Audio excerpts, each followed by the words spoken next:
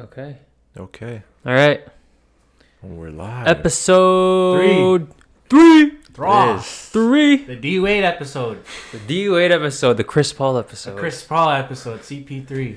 WD3. WD3. WD40. WD40. WD40. God.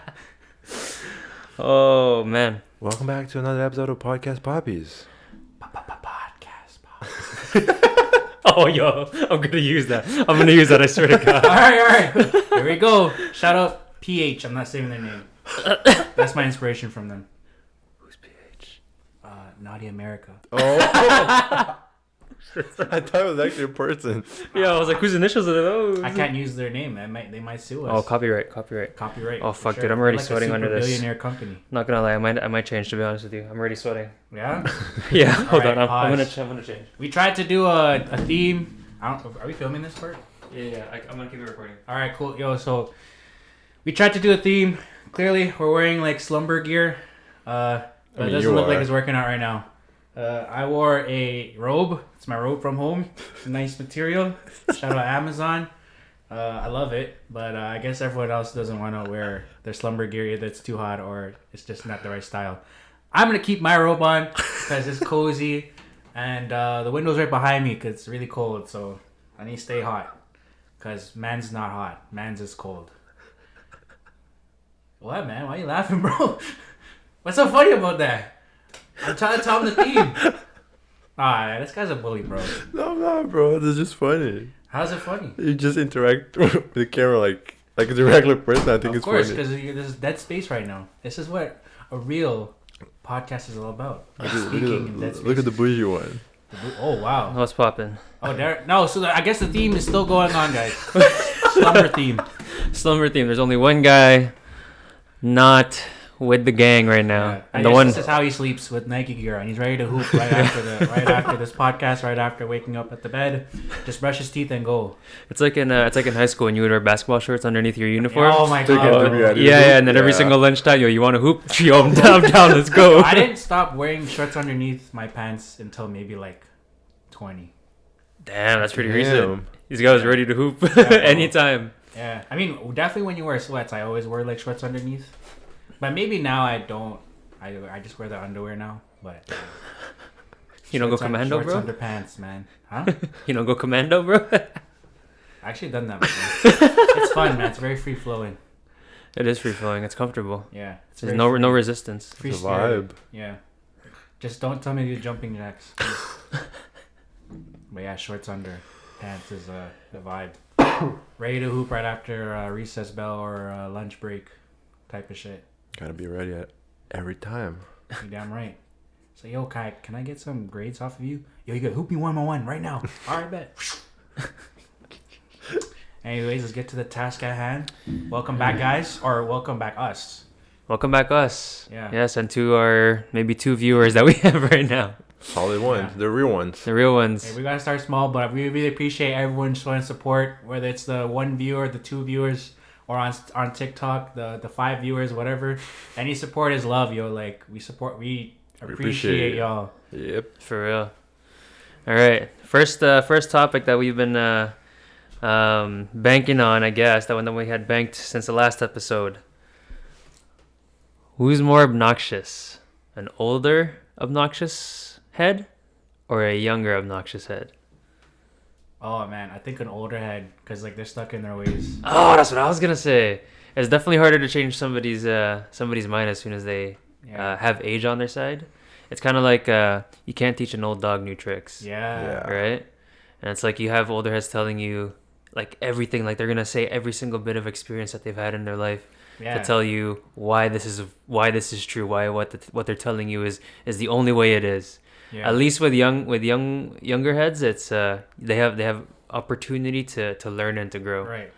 Right? But at the same time, it's like you're seeing somebody that's like 16, 17, 18 come at you thinking like they know how to run everything, Oh and it's my like god, bro. don't get me wrong, I might have been that way too when I was 16, 17, 18, but now that you get past that stage, it's like, oh yeah, You're the one. yeah, you're the one that it's like, oh yeah, I definitely can tell why people found me annoying when I was Oh, younger. yeah, for sure. But it's easier to like interact with the kid who like is a know-it-all, because like you're inexperienced, like you'll probably like go through those experiences that you think that you're above soon time. But like an older head is crazy, bro. Like they're just stuck in their ways. They've been living their life for like 55,000 years. So they're just like, oh yeah, I know the sky is blue. Don't tell me I've been living for like 55,000 years. Don't tell me the sky has some clouds in it. No way. Like, you know, shit like that. So yeah, fuck that. Yeah. What do you think? I don't know, man. I think a younger person that's more like hard head, I think is worse. Because they're so stubborn about their ways, and it's hard to like switch them. I think with an old head, you get to the point it's like, all right, fine, like have it your way. Like you don't want to talk about it. But with the younger person, it's so fucking like frustrating when you want to like explain, and they just don't care. Right. Because you kind of want to like teach them. Exactly. Yeah, I get that. Yeah, I get that. For sure. Because at least for an older head, you can say, oh yeah, bless his heart, man. I like, you know, he probably had some tough challenges. But a younger kid's like, yo, aren't you learning, bro? Like, yeah, with the older head, you kind of give up. Like, yeah, fine, have it your way. Like, because I think we're at a point of our life where whatever, if you want to know or not, if you care or not. But with the younger one, it's like, are you dumb? Like, are you so blind that you cannot see this way? That's true. That's true. Damn. That is true. But then you get like 3 years underneath your belt, and then it's like, I don't know, you get this experience, and then you that's when you realize it's like, these people are right, these older heads are right. Yeah. But you don't realize it at 16, 17, 18. 100%, yeah, for sure. 100%. Right? It's just, you're just like you were saying, you're just young, dumb, and full of cum. Full of cum, bro. I mean, yeah, I was like that for sure. Like all of us were like that when we were younger. Like these older head people are just like, yeah, do X, Y, and Z. Like, oh, come on. No, we hated that. Yeah, I'm listening to this guy. Screw that. But then like 5 years later, I'm like, oh, Yeah. should have listened to that guy. Should have a better mindset. Yeah. I used to hate that, bro. Getting called on, like people were telling you what to do, how to act, what to say, and like, fuck, I know. And then years go by, and like, damn, I actually did not know at all. And then you try to tell like same scenario, you tell a younger person like, do that, say this, and they're like, get away from me, like I know what I'm doing. And then their years gonna pass, and they're like, fuck, I actually didn't know what I was doing. I think it's just a cycle that's never gonna end. Yeah, honestly, I feel like that's gonna be part of your that's part of your stages of life. Yeah, you know what I mean. It's you're gonna have to be ignorant at one point of your life to learn that you were stupid later on. 100%. Right. So if you don't go through that, it's kind of like if you don't fail in certain things, how are you gonna know what succeeding really is? You know. So. Damn. Yeah. Oh, thanks, man. I think that's what makes sense. Like that's why I'm more annoyed with an older head, because why haven't you learned about this? True. Like, or certain things. True. Like why haven't you experienced like a heartbreak, for example? You know, like why don't you know how to talk to women at this point? You know, like that's why I'm a little bit more annoyed with like an obnoxious older head than a younger head, because like I can look at a young guy and be like, okay, man, he's annoying, yeah, but maybe he has time to learn. Yeah, he has time to learn. Yeah. And I also think too, like with younger people, like I just want to like you want them to avoid stuff that you experienced. Yeah. But it's life. They're gonna experience it anyways. I just don't want them to die for certain stuff, like certain advices I would like to give them. So that's why I give young people a pass, but older heads, no pass. Yeah. Y'all gotta learn, bro. Y'all gotta learn, bro. And if you haven't learned at this point, I don't know what else to tell you. Yeah, bro. Way overdue, fam. Yeah. But Way overdue. But last episode we were talking about flowers. So yeah. So right, I thought about this. Me and Gabe thought about this like maybe like last week. Like, so we talk about women loving flowers and like they love flowers, blah blah blah, this and that. But we don't talk about us. That's so true. The question is, what is a man's equivalent to receiving flowers? A man's equivalent to receiving flowers. You can go first. Yeah, you can go first. I can go first. Oh. Yeah, Right. but to preface that, have you ever received flowers? Because I also rereading the episode too, like because Maddie said she isn't like really receiving flowers on based off like randomness. She likes it like planned. Yeah. How have you received flowers? Like, what do you makes it? What it makes Literal it really, flowers? Yeah. Have I received literal flowers? I've only received them, I think, once, and it was for my graduation. Oh. Yeah. But Was it aside from from your that, parents? yeah. Okay. Yeah, for my parents. So I definitely haven't gotten flowers from any female. So Maddie never gave you flowers? Nah. Do better. Do better. No, I think that's a cheat code. Not even do better. But a guy's equivalent to getting flowers, I don't know. It's good question. That is a good question. So, I mean, getting flowers in itself is kind of like you're trying to make something, make an occasion be symbolized, make an occasion be like special in a sense, right? You're trying to add sentimental value to whatever the occasion is, right? And I feel like that's the kind of rep that flowers have to them. So if it's wait, pause, or it can be just that they were thinking about you, and then they're just like, you know what, like maybe this person would like this. True. So, I don't know, because think about it this way. Depending on who the guy is, right? It depends on, touching back on the last episode of love languages, right? Is receiving gifts one of their love languages? If receiving gifts isn't one of their love languages, what significance is getting a guy flowers going to make to them? Now, that being said, one of my love languages is not receiving gifts. So for me, I guess my receiving flowers, my equivalent to that is my partner coming to my basketball games. Oh, that's cute. Oh, okay. Right, because it's like in the sense that I'm kind of going out of my way to get flowers for a special occasion. It's her making time for me, right? So it's like her letting me know that, oh yeah, she's making the effort to let me know that like she's interested in the things I'm interested in, and like she wants to be a part of that kind of like those kind of things in my life. Me giving flowers, I guess, I mean, on her side, like I said before, it's more so on occasion, right? So my equivalent is probably that. And is it just strictly basketball games, or just things that it's your event, like it's personally your event, and she's just going out to see you? I think it's more so basketball games, because when it comes to events like parties or birthdays or like family get-togethers and stuff, it's kind of like we're going there together. You know, it's like us as a couple, us in a relationship, making the effort for one another. In that she's way. already expected, basically. I don't want to say expected, because I don't want to expect anything of my partner, but more so it's like I try to appreciate the time that she's making to let me know. Because she doesn't need to go. She doesn't need to go. She never, right? But she's making the effort to let me know that she wants to go. She wants to support you, right? But the difference that I kind of draw between the two of like family events and like basketball events and stuff like that is basketball is my personal interest, right? So interesting. That's deep. I like that. That's a good answer. Yeah. Thank you.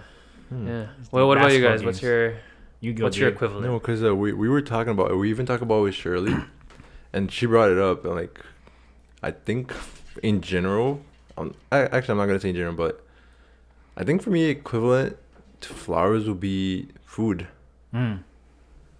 Like something like, let's say your partner bakes or cooks something to you. Okay.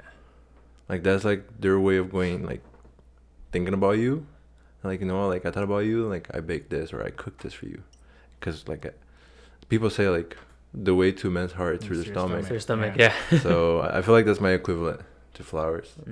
But is it specifically them like cooking or baking the food for you, or buying food for you? It can be both. Oh. Like let's say like you get home tired and everything, and then your partner's like, oh, like I bought you like, I don't know, Chick-fil-A, or like I bought you like food from this place they like, and he's just waiting for you there. And you're like, damn, like.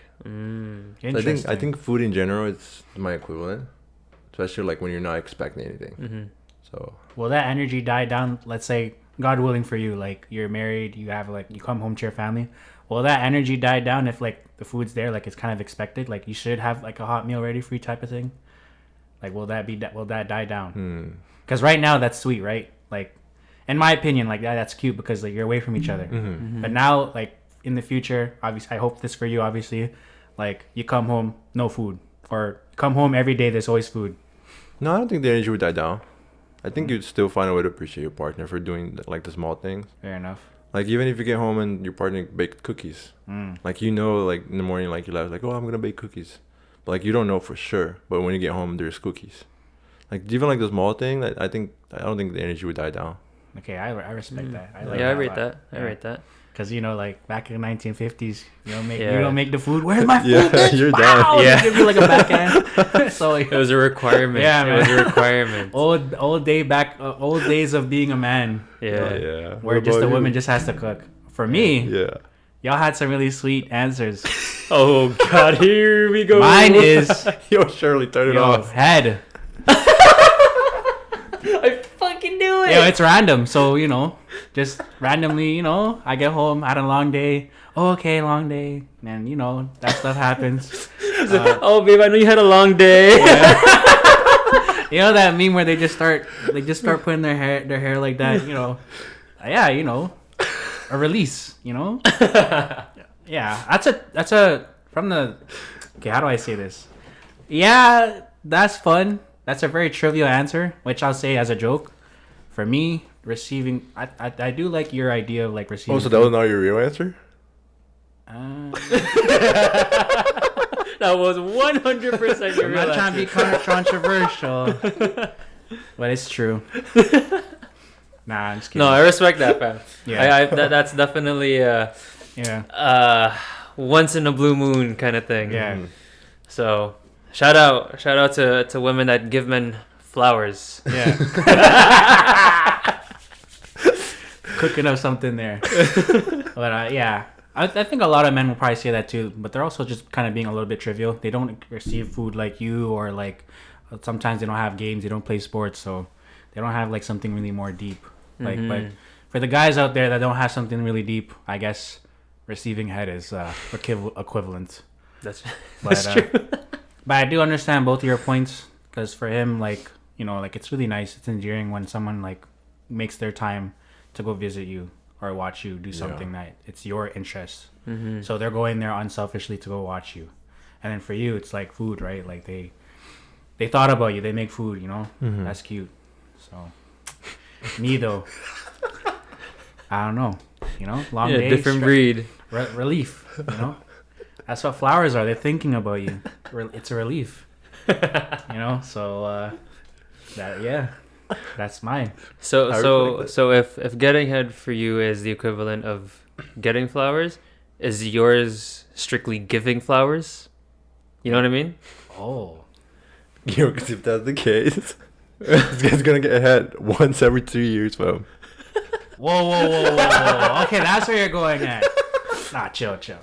I give flowers. Yeah. This guy's still waiting for head though, because he still haven't got flowers. I have a garden, baby. Shout out, baby. You know who you are. I have a garden over there. Damn, bruh. But yeah, man, that's a good. That was a good one, because I thought about that. Like, yo, we thought about that. Sorry, I want to give credit. So that's it for that, man. So then, who pays on the first date? Oh, who pays on the first date?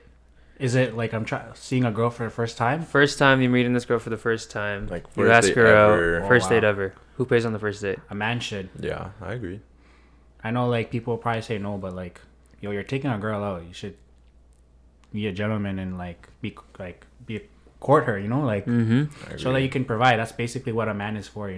Providing. I think that's common sense.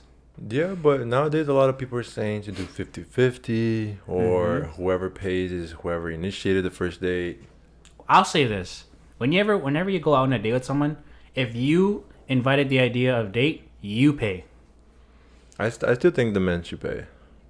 That's the way I was raised. For every date? No, not every day, but like the first date. First date specifically, the men should pay for sure. I know nowadays, like, women take pride in like paying for it, showing that like they're financially stable to do stuff, and like I respect that. But I think first date, men should always pay for it. I agree. Men should pay on first dates, but after that, then when you start seeing the girl more often, then you do this thing where like, if I made the idea, I'll pay. Yes, sorry, I agree. I know you had a big energy. No, I was gonna say because I've seen TikToks. I've seen people like, do you guys ever see those videos on YouTube where people are like exposing women, that kind of thing? And then so I've come across like little clips, little shorts where women are like heavily cemented in no matter what, the man will pay first, second, 100th day. Like, doesn't matter. Yeah, but then some women kind of argue like, yeah, they'll pay for the date, but I'll pay for something else, like I'll pay for activities or something like that. You know what I mean? So it's like, depends who you talk to. Depends who you talk to. It also Definitely depends. Sorry, go ahead. I think on the first date, yeah, like you said, the men should pay, because again, like you said, you're trying to court her, you're trying to show her that you can take care of her. How are you gonna do that if you're like, yeah, bill's going to her? You know what I mean? Such an L move, yo. Yeah. There's not gonna be a second date, bro. Yeah, exactly. You want to see her again? First and only date. Yeah, no cap. Yeah. But it also depends on the financial like condition of everyone. I feel like you should discuss that before you go out. Yeah, and I true. feel like you True. need to be able, like you need to be ready to pay Mhm. before No, you true. go out. Why are you asking somebody out if you're in financial trouble? Yeah, no cap. Yeah. No, I agree. But I'm saying like, let's say like you're in a relationship and then, like, I don't know, like I'm gonna use you and Maddie as like an example. Like, let's say you make all more money than she makes. It's kind of selfish in a way to expect her to pay for some dates, even though she makes less than you. Oh, I see what you mean. You know what I mean? Is that a yes or no? Say that again. Equality versus equity. Yeah, like let's say Tristan makes, I don't know, like $100,000 a year, and Maddie makes $20,000 a year, and then they're constantly going out, like not like every day, but like at least like once a week. Is it selfish of you, like as Tristan, to expect Maddie to pay for it, even though you make more than double what she makes a year? That's so different when you bring money into it, man. Oh my god! You get paid so much more. Yeah, it's like that's a big thing right now. Like a lot of people are discussing that, but I still think men should always try to, if they're not paying for it, they should at least initiate. Show that they're like, I can afford the bill, like let me take of it. But if the woman is like way too proud for it, then let her take one. Okay. What do you think? Ah, man, that money thing is crazy, bro. I feel like, bro, like you should. There is men out there who earn less than women, like they're women. So kudos to them, and you know, I pray for you, because a lot of people can bring a lot of insecurities out of that. But for the most part, as a man, I think you should look for. Ooh, that might be controversial. I just thought about it in my head. I'm not saying you should look for a woman that's like that makes less money than you, but like, oh, I'm not saying that, but like you should know your role, you know, like don't go for someone. I'm not gonna go talk to who's like the richest woman, like Taylor Swift, like that'd Kylie be Jenner. Yeah, like I can't talk to them. Like the hell they're gonna expect like $500 dinners. but what if she says, "I'm gonna take care of you"? Ooh, what are you gonna do? You're still gonna say no? Are you gonna let your pride get in between that? yo, at the end of the day, take me out, baby. I'm not. I don't think I'm insecure enough to do that. Like I'm down. Facts. Yeah. If a woman ever like says, "Yo, you don't ever have to work a day in your life anymore," like I'm gonna take care of you. I'm mopping the floors. Yeah, I'm scrubbing the baseboards. I'm ready. Yeah, bro. I'll be a house husband, bro. I'll be a stay-home dad, dog. Yeah, proudly. There's a lot of men who are just like, I'm stuck in my ways. I'm not letting no woman do this to me, bro. Yeah, that's true. But that's how they keep their masculinities. So I understand that part. But I'm like, yo, you know what? We've been doing this for women for like the last 2,000 years. Why can't we be why can't we be spoiled a little bit? House husbands? So yeah, I don't think that would affect my masculinity, because a woman's making more money than me. Like, that's great for her. That's my partner. That's more income for us. Especially when you mix my income with hers, then that's even more money for us. Why would you be insecure about that? Going back to that financial piece, what do you guys think is a point where a couple is ready to move in together? Ooh. Now, that being said, and I'm talking in the sense of like financial terms. When Gabe said if somebody is for example making, like person A is making $100,000, and person B is making $20,000, how do you think finances should be split up, like in terms of utilities, rent, that kind of stuff? That's a good question. All right, so my opinion on it, I feel like if you aren't ready to put up your half, you shouldn't be moving it. I agree. I personally think, because if somebody, don't get me wrong, if you have the agreement that, you know, like somebody will pay 80% and you're going to pay the remaining 20, all power to you. I just think, you know, if you get in financial trouble, if that one person gets in financial trouble, oh yeah, you're done. You're both fucked. Yeah. Right? But if you're doing 50-50, right, and you're both saving at the same time and paying your bills at the same time, and you're going 50-50, one person, for example, gets laid off, at least you have some funds and you have the other person to kind of put up something. Right? That's not just, person making $100,000 loses their job, and now we're only working off 20. If we're both making 75 and 75, at least when one person loses, the other one still making 75. Right? So I think you should be ready to put up your half no matter what. I agree. Yeah, I agree. But I don't know. At the same time, like, if we're doing the scenario of like 100,000, 20,000, whoever's making the most money has to be okay with paying majority of the things.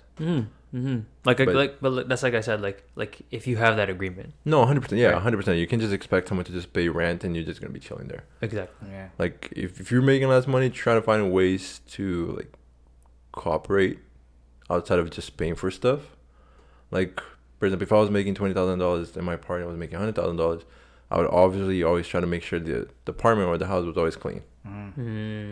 Like little efforts. Like outside, obviously, like you're gonna pay for some bills. That's no brainer. Like hydro, whatever it is, like you're gonna help somehow. But try to find small ways to help extra. I agree. Like, bro, if you're making 20K and let's say your chilling on man the is couch? making, Like, let's say you're just making 20K and chilling on the couch, then Yeah, what the hell, bro? Get out of my house. It's my house now. Like, that's annoying. Yeah, you got to contribute in other ways, if not financially. yeah. If you make the most money out of between the two of you, or I don't know if the three of you are more than you, like, you should be prepared to carry the weight, and you should know that you're gonna carry the weight, and it should be expected. So don't be cheesed if like, oh man, this girl's not doing crap. Okay, cool. Like, you decided that you make that more than money. Yeah. So don't be crying about not making, or not that your partner isn't like doing much. So Yeah, you knew it's that an agreement beforehand. between the both of you, you know. You knew that before the hands. Exactly. So I agree about. You should know. Yeah, that like you said, there's got to be like an agreement prior to it. Like you have to be okay with what's gonna happen. That's for sure. You can just be going in expecting everything's gonna be sunshine and flowers. Yeah, yeah, true. Moving in though, eh? I mean, you're the only one that can talk. So. Well, no, it doesn't matter, bro. You guys are gonna get there soon. Yeah, Right? hopefully, you know. Yeah. Don't worry about that. How early should someone move in together? Like how long, or like what can define or gives you guys the validation to move in together? I think you should have a stable job and a stable income. I think you should be like individually. I think you both need to have a stable job, stable income. I think you need to be able to keep up with your chores, right? Not relying on somebody to clean up your mess.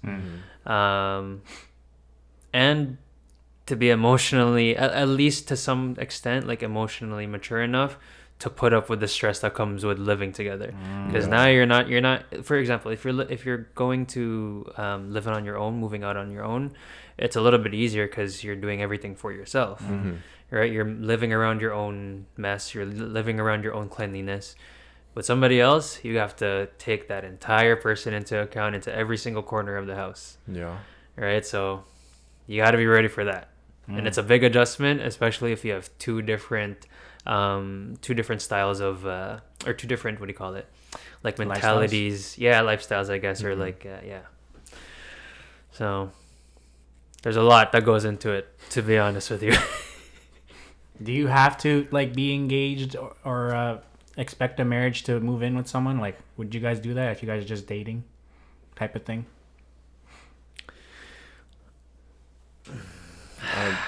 Me personally, I would want to live with my partner for at least a year before I think about proposing. Or before I actually propose, at least. Oh. Yeah, because like at least you're gonna fun. Because like sleeping over and like everything like that, it's okay. Like you only see that person for like a little bit. Like maybe out of the whole week, that person's sleeping over 2-3 times. It's different when we live together. That's every night. So I feel like before you propose, like you can think about proposing obviously, but before you propose, I think personally speaking, you should at least live with your partner for a year. Oh. See how life is. Because imagine you propose to someone and you move in and you hate that living with that person. What are you gonna do? It's cohabitation. That's fair. You know what though? Because that's a very modern approach, I feel, right? Because traditionally, conservatively, like couples would have to get married first, right, or be engaged at least before it would be agreed upon for them to move in together. But I do agree to you, like, these days it's definitely a lot harder to adjust to that. Like, if you move in with somebody and you don't have that kind of tie, right? Like, if you're renting, for example, right? It's like, and you move in together, you have time to adjust because you don't have like a marital tie to this person yet. But then if you're married and then you move in with this person, what are you gonna do now? You're gonna sleep in separate rooms, sleep in separate beds every night. You have to deal with it. Yeah, exactly. Right. So I think it depends on your opinion. I think it depends on your beliefs, your supports. If not living together, at least have a routine together. Like, see how that person acts, like how they go with like their day-to-day style, like if it fits your style, if they're like messy and like you're more of a clean person, or vice versa. Like, there's a lot of things that can turn off a relationship once you move in together. That's just my opinion, though. And you said 1 year before proposing, eh? No, not necessarily, but like, live with that person for like at least 6 months to a year. Like, see how your lives are. If you guys are adapting well and you want to propose, like, that just reassure you. But like, imagine living with someone for 6 months and you hate like living with that person because, I don't know, that person's messy, or that person is way too like OCD type of stuff. Because I have OCD. Like, let's say I'm the opposite, and then that person is full of OCD and it just pisses you off every day. Like, oh, like, you didn't do this, you didn't do that. You really want to propose to someone like that? You really want to get married to someone that you just constantly on your shit? It's interesting because I'm like sort of like you, but not like you. Like, I want to propose and then move in, because then that whole period between me getting wedded to you is a trial, essentially. You know, because I don't want to move in with someone and I'm not even like engaged with you. Like, you're just my regular girlfriend. Like, I respect that. So that's what I think. That's why I'm like a little shocked. A whole year or something, you know, like a year is pretty long though. Yeah, not necessarily, but like let's say you have your own place and your partner is constantly just there. Obviously not living together, but like it's just going back and forth. That's your little experience. Yeah, you can tell a lot from there. If it's your own place, then it's a cheat code. But like, in terms of buying a house together or renting or whatever it is, getting a place together, like that's where I'd be like, yo, I gotta make sure you got a ring first, because there's no. Oh yeah, 100%. Because then will be like a lot of disputes with money and stuff. Definitely not buying a house before you propose. That's for sure. Renting, apartment, hotel. Nah, not hotel. I was like, bro, I thought about hotel. Hostel. Yeah, that's interesting. Yeah, no, I agree. Like with your side at least, because a lot goes into getting a place together, right? It's not just like you physically moving in together. There's, like we've been talking about this whole time, like a lot of financial shit that goes into it. And then once you move in together, there's a lot of legal shit that goes into it. Say you guys don't, knock on wood, say you guys don't end up together later on. You guys are fucked. Yeah. Right? You guys have so much legal ties to one another. And how are you going to sort that out if you didn't sort it out before? Right? So, got to be careful for sure. But a year, I agree also with Jared. That's a long time. I feel like if you're going to be waiting a year to propose to somebody that you've been living with, I feel like you'd have to be at least with this person for like at least 3-4 years. Right? Because you got to know them as a person first and then see how they are like under the same roof. Yeah. But you should go on trips with your partner. Yeah. Sure. Yeah, that also plays a big role. Occasionally go on trips. Occasionally have a hotel room together. That's how you really know. Because I think I kind of know my partner and she knows me now. You think you kind of know her? Okay, I say that word a lot. But we know each other better. So she knows that like I take my time in the shower. I like hot water or cold. And then, she like takes forever to put makeup on. And I'm just chilling. So, we know each other's like niches and stuff. Definitely do those. But if you never like traveled with your partner or went to a hotel room together, it's going to be hard. It will be hard. Yeah, there's a lot more to learning to be with somebody than just, their love languages. True. Yeah. True. That's true, fam. True. Yep. Just have some sort of experience under your belt. That's it. As long as you know you're aware of what's going to come with it, then you should be good. Just be prepared. That's going to lead me into the next question. I know you said you didn't want to ask this, but if you're going to move in with somebody, if you're choosing this person, would you rather be married or engaged to somebody that has has Where are we going with this? 1,000 bodies. Oh, what the fuck? Wait, actually, seriously, I want to hear this.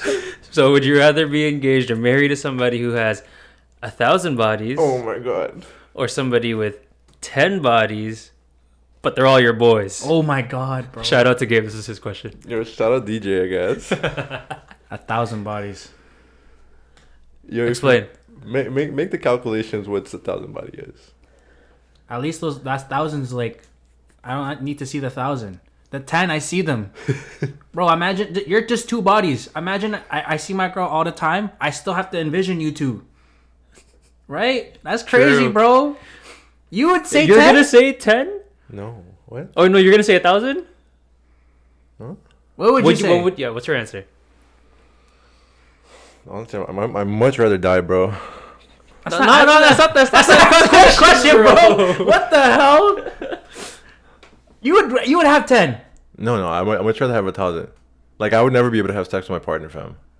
Wait. If my partner, like, if the 10 bodies was my boys, I was never gonna be able to have sex with, like, the girl ever again, fam. Oh, okay. You were making it seem like you were gonna say the 10. Yeah. No. No, man. I would be scarred if it was 10, but it was all my boys. I'd be like, Yo, every time you do it, you're looking at your boy. Yeah. I feel my boy. Oh my god. Pause. Big pause. Yeah. Nah, man, you can't. I would never talk to someone who has slept with someone I'm really close to. If it's someone I know, maybe I can pass. Like, if it's someone like acquaintance, I'm okay with it a little bit. Like know of. Yeah. Dude. If it's someone I know, like I dap you, I'm like, bro, every time I dap you, you clap my girl. Like, there's no way. Yo, I don't even go after a girl that hooked up with my boy. Really? I don't think I would, bro. No, I wouldn't be able to do it. Imagine you make out with a girl and as soon as you come out, you see your boy. Whoa. Damn.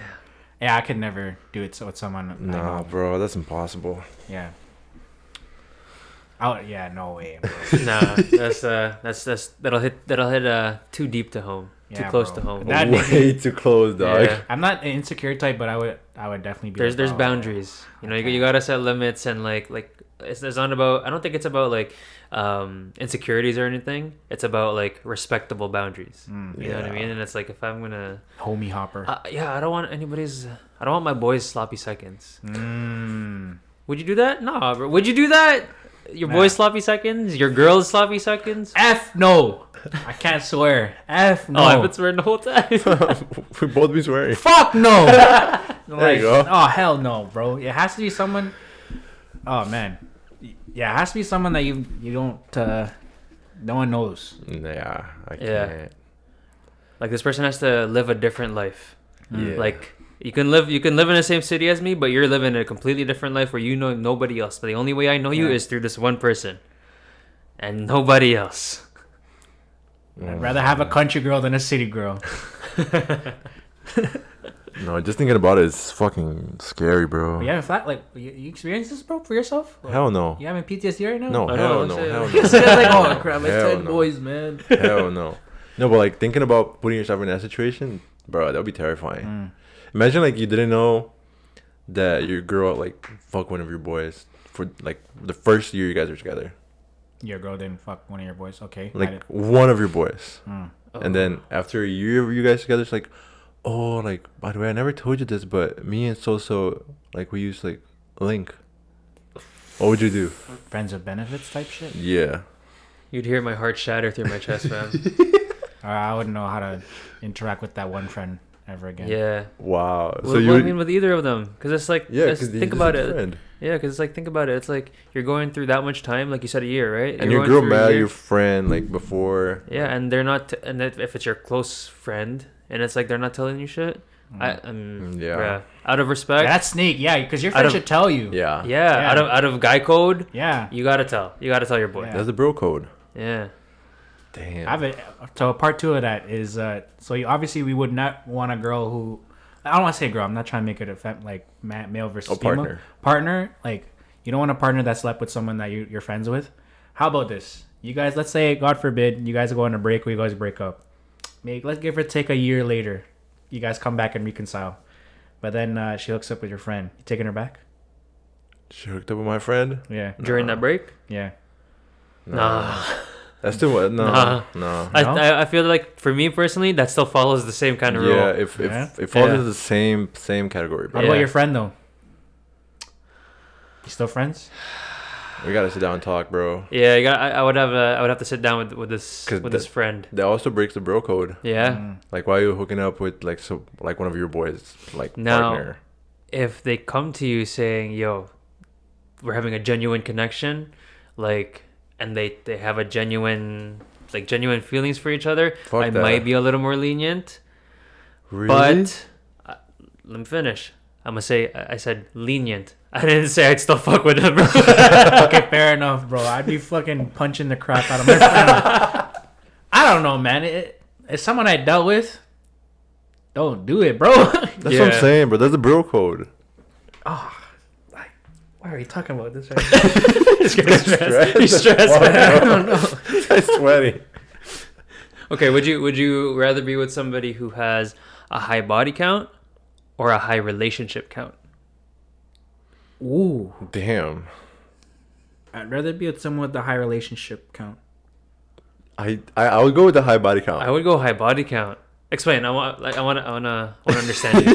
Well, we talked about last episode love languages, right? This motherfucker better know love language by then. All right?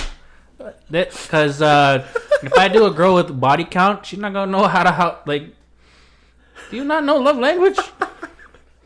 So the high relationship, I can do that. Really? Yeah. Really? But think you're not even sure about your answer, bro. I know, right? So this high body count, does she have a relationship ever? Are we gonna go into context of like how many relationships versus how many body? No. Keep it as it is. Keep it as it is. Just leave it at surface level.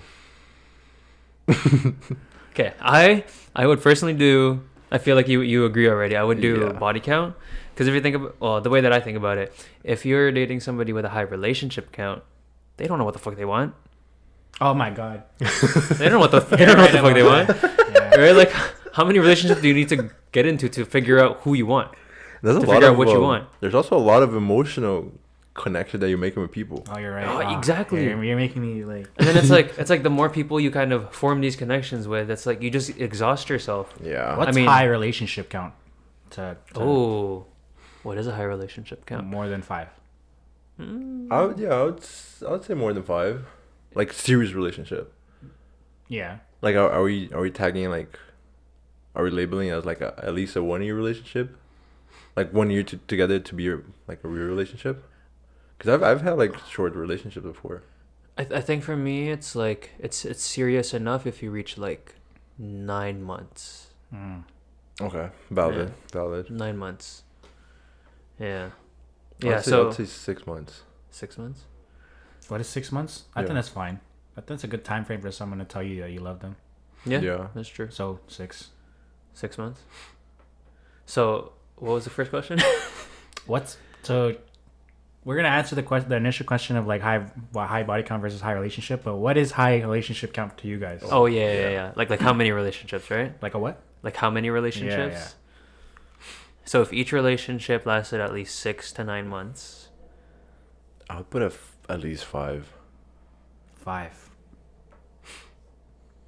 At this, yeah, yeah, 5's a good number. Think about how many relationships you had to this point. 5. 5? And it ends at 5, so he's blessed. Yeah, so you're right at the limit. Yeah, there you go. Yeah. I guess so. For myself, relationships with 6 months, or at least 6 months to 9 months, I had 2. Oh. Okay. I think I had 4. Imagine it goes like this. Oh, yeah, crap, bro. That'd be bad. 5? Did I get 5? Yeah, I think so. Yeah. 4 if not 5.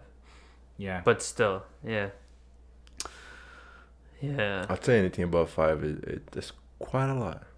It's quite a lot of emotional connection. Yeah, there's a lot of I love yous. That's exhausting. In the bedroom, bro. Yeah. Yeah, I'm being a little bit dumb as hell right now, but that's a lot of I love yous in the bedroom, bro. No, that's a lot of I love you in general, bro. Yeah, exactly. And if you're relationship number 22, oof. Yeah, I take my answer back. I'm going back to high body count. Yeah.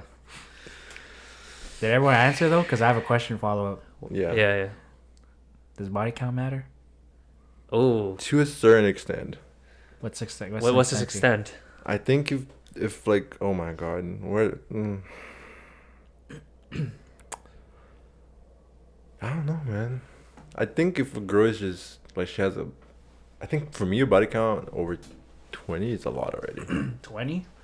Like if a girl comes to you and she's like, no, we're good though. We're flowing with it. We're flowing. Yeah, that's good. No, this is a lot of fun right now. Yeah. This is really fun. This became a game of Would You Rather. All right, ready?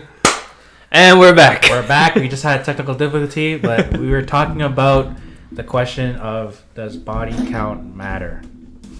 And I don't know if he wants to add it right now. All right. Do you want me to go? Okay. So does body count matter? I think it does. But I'm not talking in the sense that most people might think that I'm referring to. I think body count matters in the sense that you should have a certain amount to be able to learn certain things. Now, that being said, there are some people who only have one body count, and you can learn everything through one person. Yeah. Nowadays, I feel like that's few and far in between. A lot of, at least with culture now, at least where we are in America, or North America, I mean,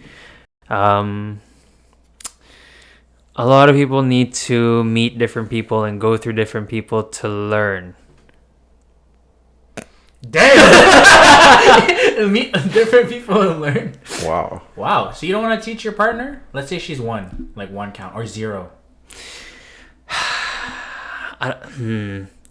It depends if you have experience, though. If you have enough experience to teach someone. Exactly. And then, that being said, there's things that one person may not be able to teach you that somebody else can.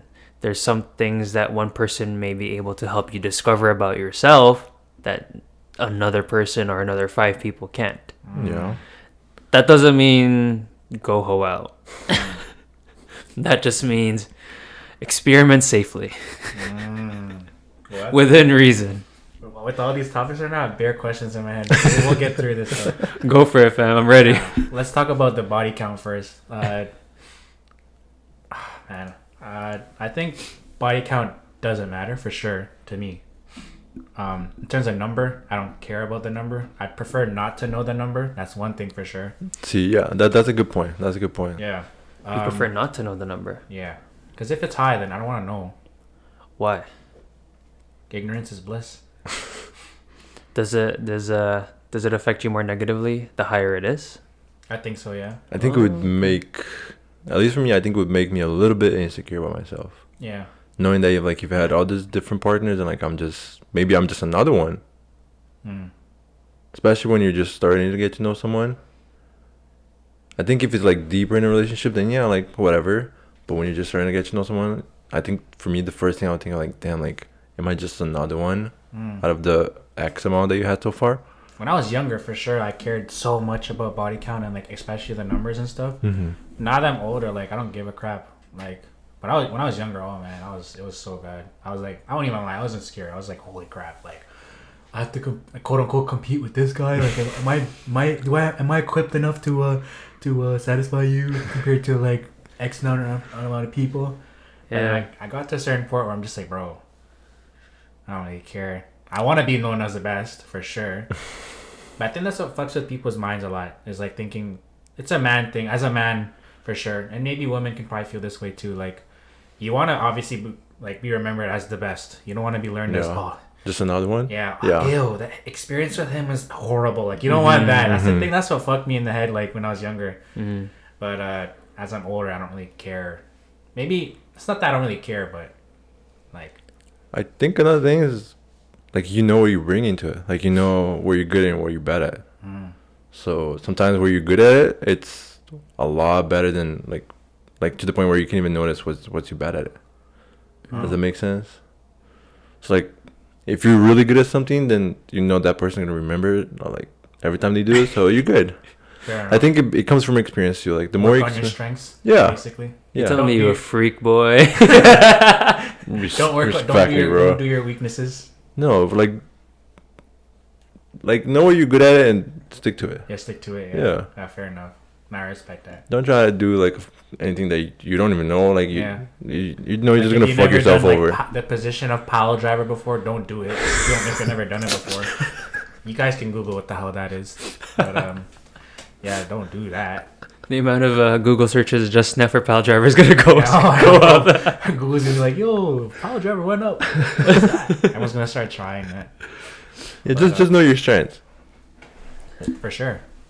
But yeah, to go back to my answer, just like I don't think I care. I mean, I don't think I know I don't care, like now. And if there is a number, I prefer not to know. But I think for sure, if the number's low, I kind of do prefer a woman that has experience. Something that you mentioned earlier, like you should go ahead and learn from other people. That's important for sure. Because for me, I don't know if I can really be with an experienced woman. Inexperienced, sorry, to clarify. Because once upon a time, I was also quote unquote inexperienced too, and I'm sure people didn't like that, or like early relationships were just like Yeah, everyone starts off inexperienced. Yeah. Right, but at the same time, once you gain experience, you don't want to end up with a starfish. So I don't want no starfish. I don't want no starfish. Yeah, bro. But if like you like have like Glock 3,000 million thousand, then I'll be concerned. I won't lie. I'll be concerned, but I'll experience a good time. But then in terms of dating, I'll be like, holy crap. How many did you get to get this experience, Yeah. It can leave you thinking though. Yeah, oh man. But to reiterate, I don't care. I don't think a man should care. But if for the men out there that do care, like, I respect you. Be confident in yourself. Yeah. Yeah. Know what you want and know your values. And if you're the type of person to like not be so sexually active and you just want one woman type girl, or like you're very traditional, yeah, for sure, like body count is probably like really important to you. Like you should have a woman that's also the same as you. And don't go for a woman that's like been around, quote unquote, been around. Yeah, honestly, man, I think at the end of the day, like no matter what your body count is, you'll find someone who will just know their way around you. Yeah. Right? No matter what, if yours is higher, theirs is lower, somebody will come across or be like, damn, I don't even want to know what your body count is, but you know me. Yeah, for sure. Yeah. Was it another question that you had? Yeah, I was thinking about this when you brought up whole phase. Oh shit. Is it important for a whole phase? I'll start off because you're probably thinking. Is it important it's for important. a whole phase? Is whole phase important? Is it a thing? To have a whole phase? Yeah. Is it important to have a whole phase? You can go first. Should a man have, or should a person have one, or go through one? Like, do you think what? Like, do you think like that? That's the question. Okay. But my answer is yes. I think everyone should have one. What's a whole phase to you? Bro, just like, you're single and you should kind of low key like be quote unquote whore. Like just do whatever. Like stop thinking about like what people think about you, and just do what you want, but do it discreetly, obviously. Well, not discreetly, because people do kiss and tell. That's one thing. You should hook up with someone that doesn't kiss and tell for sure. But worst case scenario, if someone does that, then whatever. But you should just do things, free spirited and for free, and not worry. And like you should have it. You should be free spirited. That's what like being a whole phase is. And not care about your morals too much. So to go back, my answer is I think someone should have one, because like I don't know if I had one. I can't say I had one, but I had a mini one. But I felt like before that I had a whole phase, like I felt like insecure. I didn't feel like a man in a way, because for most men, like a lot of their feelings is like to conquer, right? And so I kind of felt like I didn't conquer. So then I went around and like did the Conan, conquered, long story short, but at that moment I just didn't care. Right. Like I went to experience. Like that's what a person should do, is experience, because like being inexperienced kind of does make you feel like a little ass. I won't lie. At least for me. So I know I'm blabbering a little bit, but whole phase is, I think it's kind of important, especially if like you're someone who's like old school tradition and like you care so much about like the quote unquote love, because then hot take on that. I'm like I half agree with you and I half don't. I know it's like that's like a cop out kind of answer, but honestly no. I'm 50-50 on it.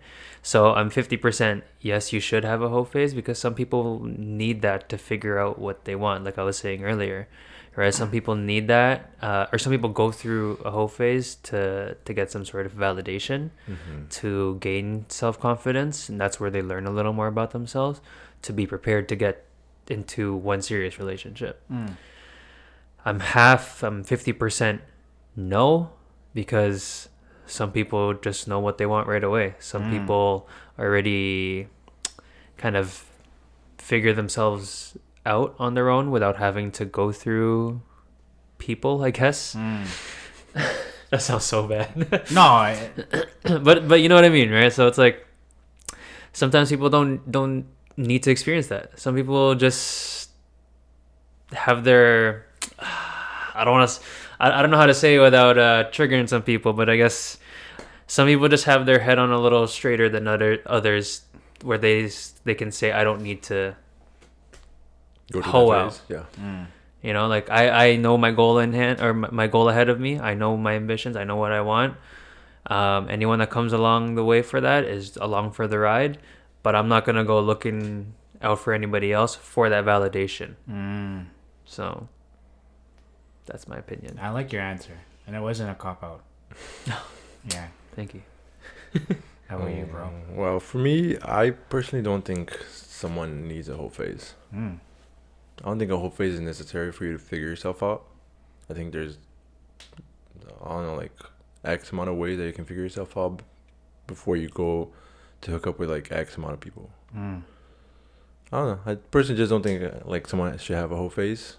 Because like I have mine, and it wasn't like a really whole phase. I was really young at the time. I was just careless, and to a certain extent, I regret, because I did do a lot of people dirty. So I think have a whole phase if you want to have, but I don't think it's necessary. If that makes you comfortable, then go for it. If that's what you want to like experience in life, like I want to die before I die, I want to have a whole phase, then go for it. But I don't think it's necessary. I think there's a lot of different ways you can find yourself out and find out what you want in life without having to hook up with X amount of people. I think having a whole phase is appropriate if you're able to establish what you're doing with the person you're doing it with. True. Yeah. I don't agree with people having whole phases when their body count is a list of people they're fucking over. That they're playing. Yeah. All right. Sure. So we'll put that out there. Make sure you set that boundary. You let that person know I'm here for a good time, not a long time. Yeah. Be clear with your communication. Yeah, for sure. No, I agree with that. And like, I do want to rephrase my answer a little bit. I don't think anyone should like get a train ran on them type of thing. Have some self-respect. I'll say that, because when I'm going based off my experience, like I just didn't know like a couple things. I didn't know who I was. Like I didn't feel really masculine in a way. I didn't feel like a man, or like, you know, I just didn't feel like strong. I don't know how to explain it. But then like doing this talk, for the most part, it's all about talking to the woman. That's what made me more confident. It's not the actual act of having sex with this woman, for example, but it's the idea of like actually speaking to someone. Yeah, like you might not be successful in like hooking up with them and stuff, but like at least I was there to like experience like, oh, talking to a woman, maybe they like this, maybe they like that, X, Y, and Z. And there's another question that we had prepared later on, which I'll ask later, but yeah, like for the most part, it's not essentially the actual whole phase, like going out and just fucking anybody, like fucking anything that moves. It's like the experience of just like going out there and talking to people, like, you know, knowing the opposite gender, having some respect for them, you know, like it's not. I know I said some pretty dumb stuff in the beginning, but like Okay, rethink everything. I'm rethinking it. The young me was talking, I won't lie, but the older me is just knowing like what you want, or even if you don't know what you want, just explore. That's what my definition of a whole phase is now. Just exploring. Like, it doesn't have to end up being sex. Just exploring, talking to a woman. Yeah, a whole phase doesn't necessarily need to be walking around or hooking up with random people. It can just be getting to know people, experiencing different conversations. Yeah.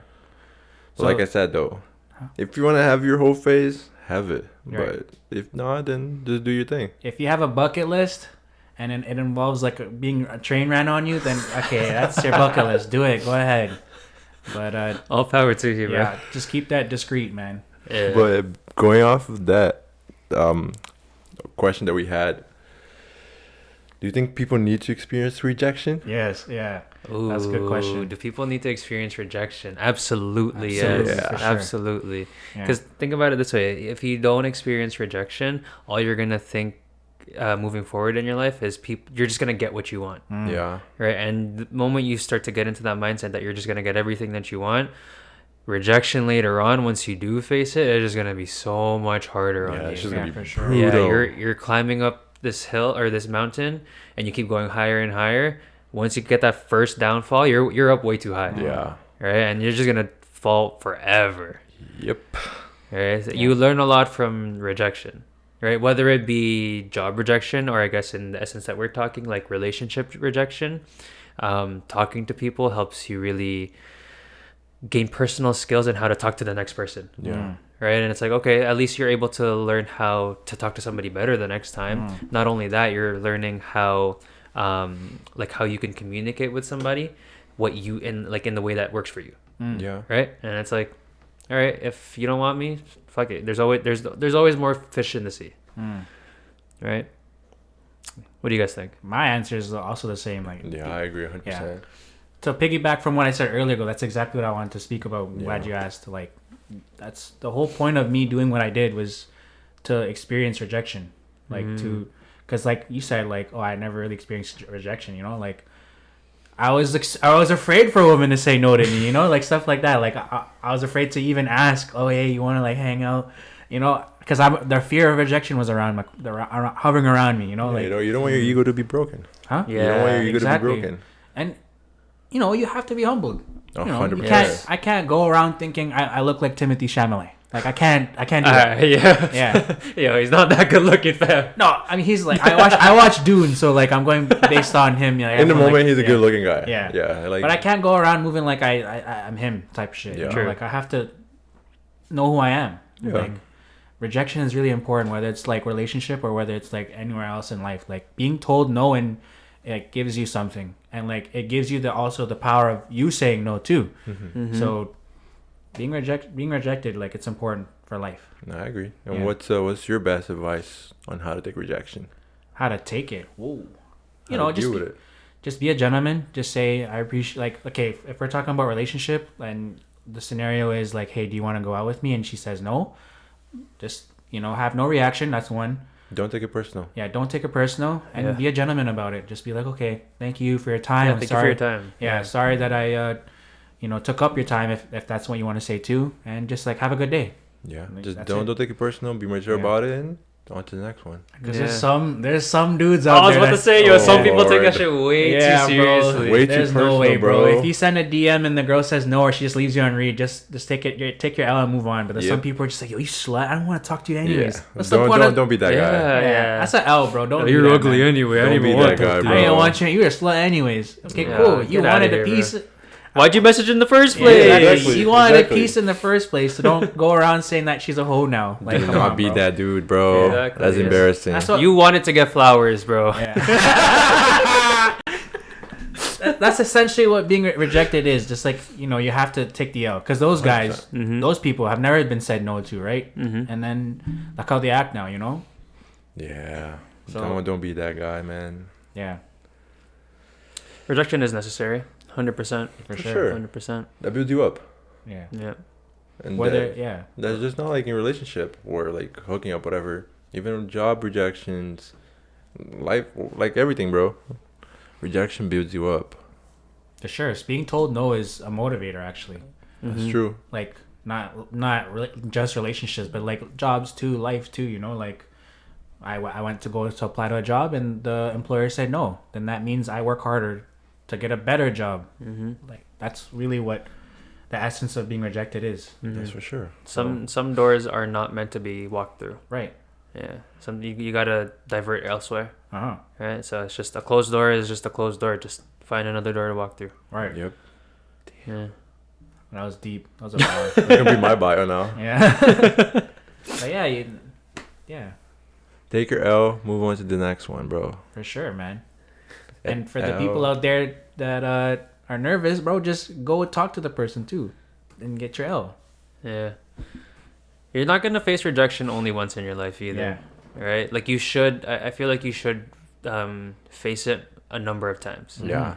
100%. Right, to get you to the right place. Right? Once is good, but I don't think it's enough. Definitely not.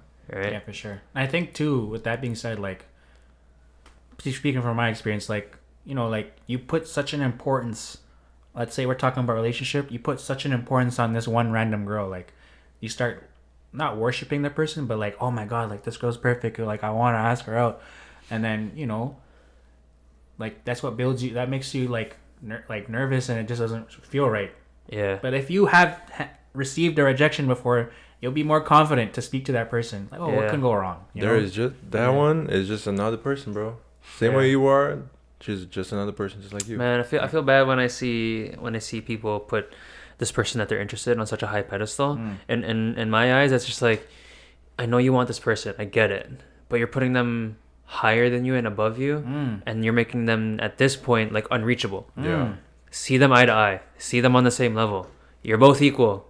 Yeah. Right? And it's like, if no matter what your circumstances are, if they have a better job, if you have a better job, it doesn't matter. You're people at the end of the day. Look at them eye to eye. You're gonna get to know the person no matter what they come with. Right? But yeah, again, like putting somebody on a high pedestal, again, you're just making it that much more unreachable. Right. You shouldn't do that. You shouldn't put anyone on a pedestal except for yourself. You should respect yourself, be humble, yeah. But when it comes to like interacting with anybody, it doesn't have to be someone that you want to have a romantic relationship with, but just anybody, like bosses and everything. You'll just talk to them like a normal human being, and like things will actually get better for you if you just speak to someone like they're just a regular. Yep. Mm-hmm. Like being nervous and going to talking to your manager is like crazy to me, bro. Like I'm not here to quote unquote simp or like, you know, glaze somebody. I don't believe in glazing, you know, stuff like that. Why y'all laughing?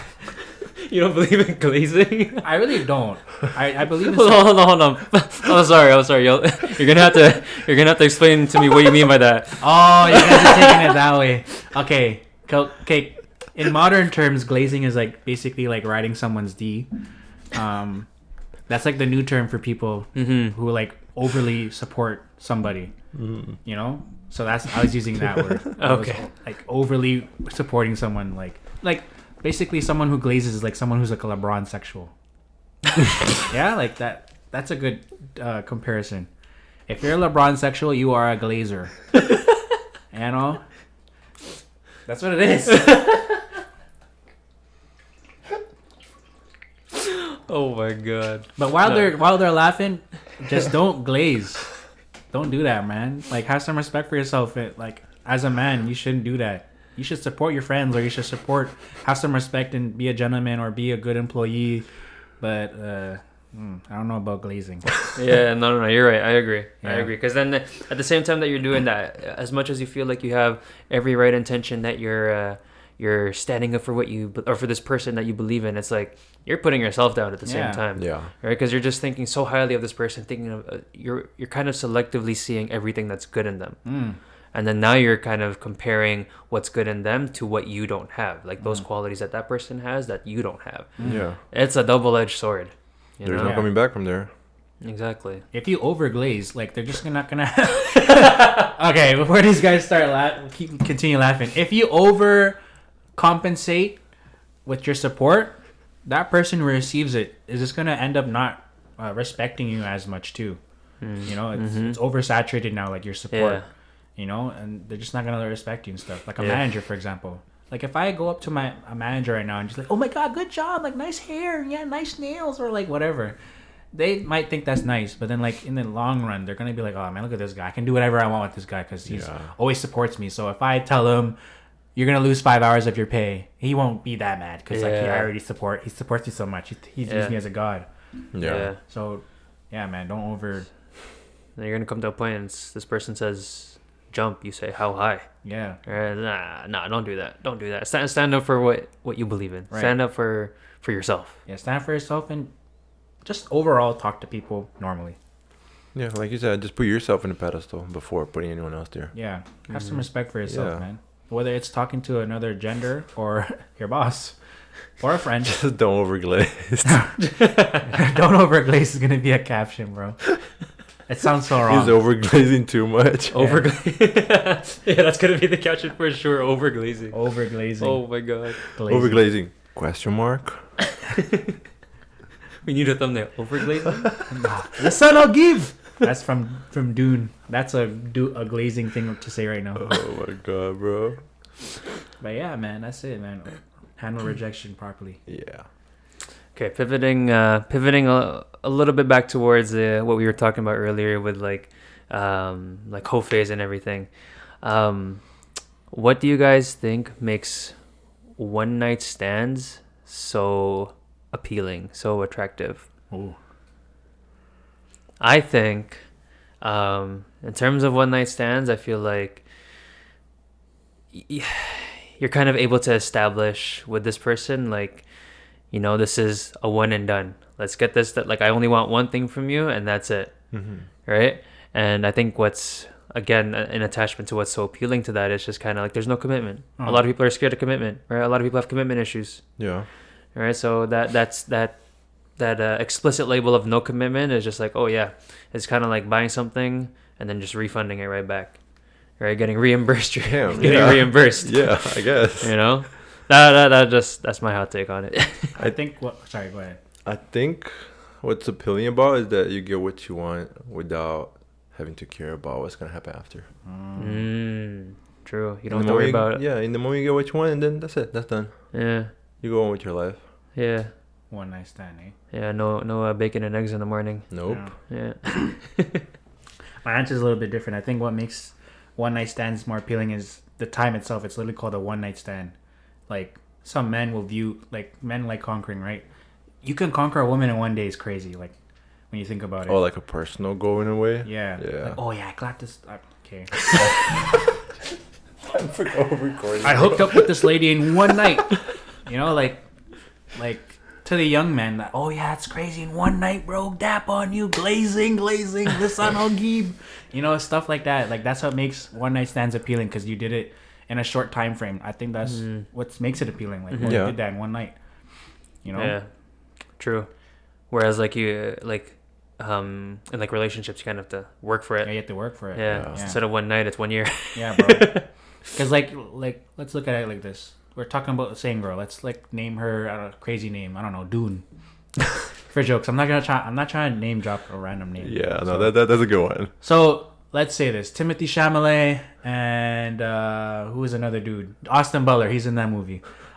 Timothée Chalamet is trying to curve on Dune, but he takes a month, like 3 months. Then he finally gets to sleep with Dune.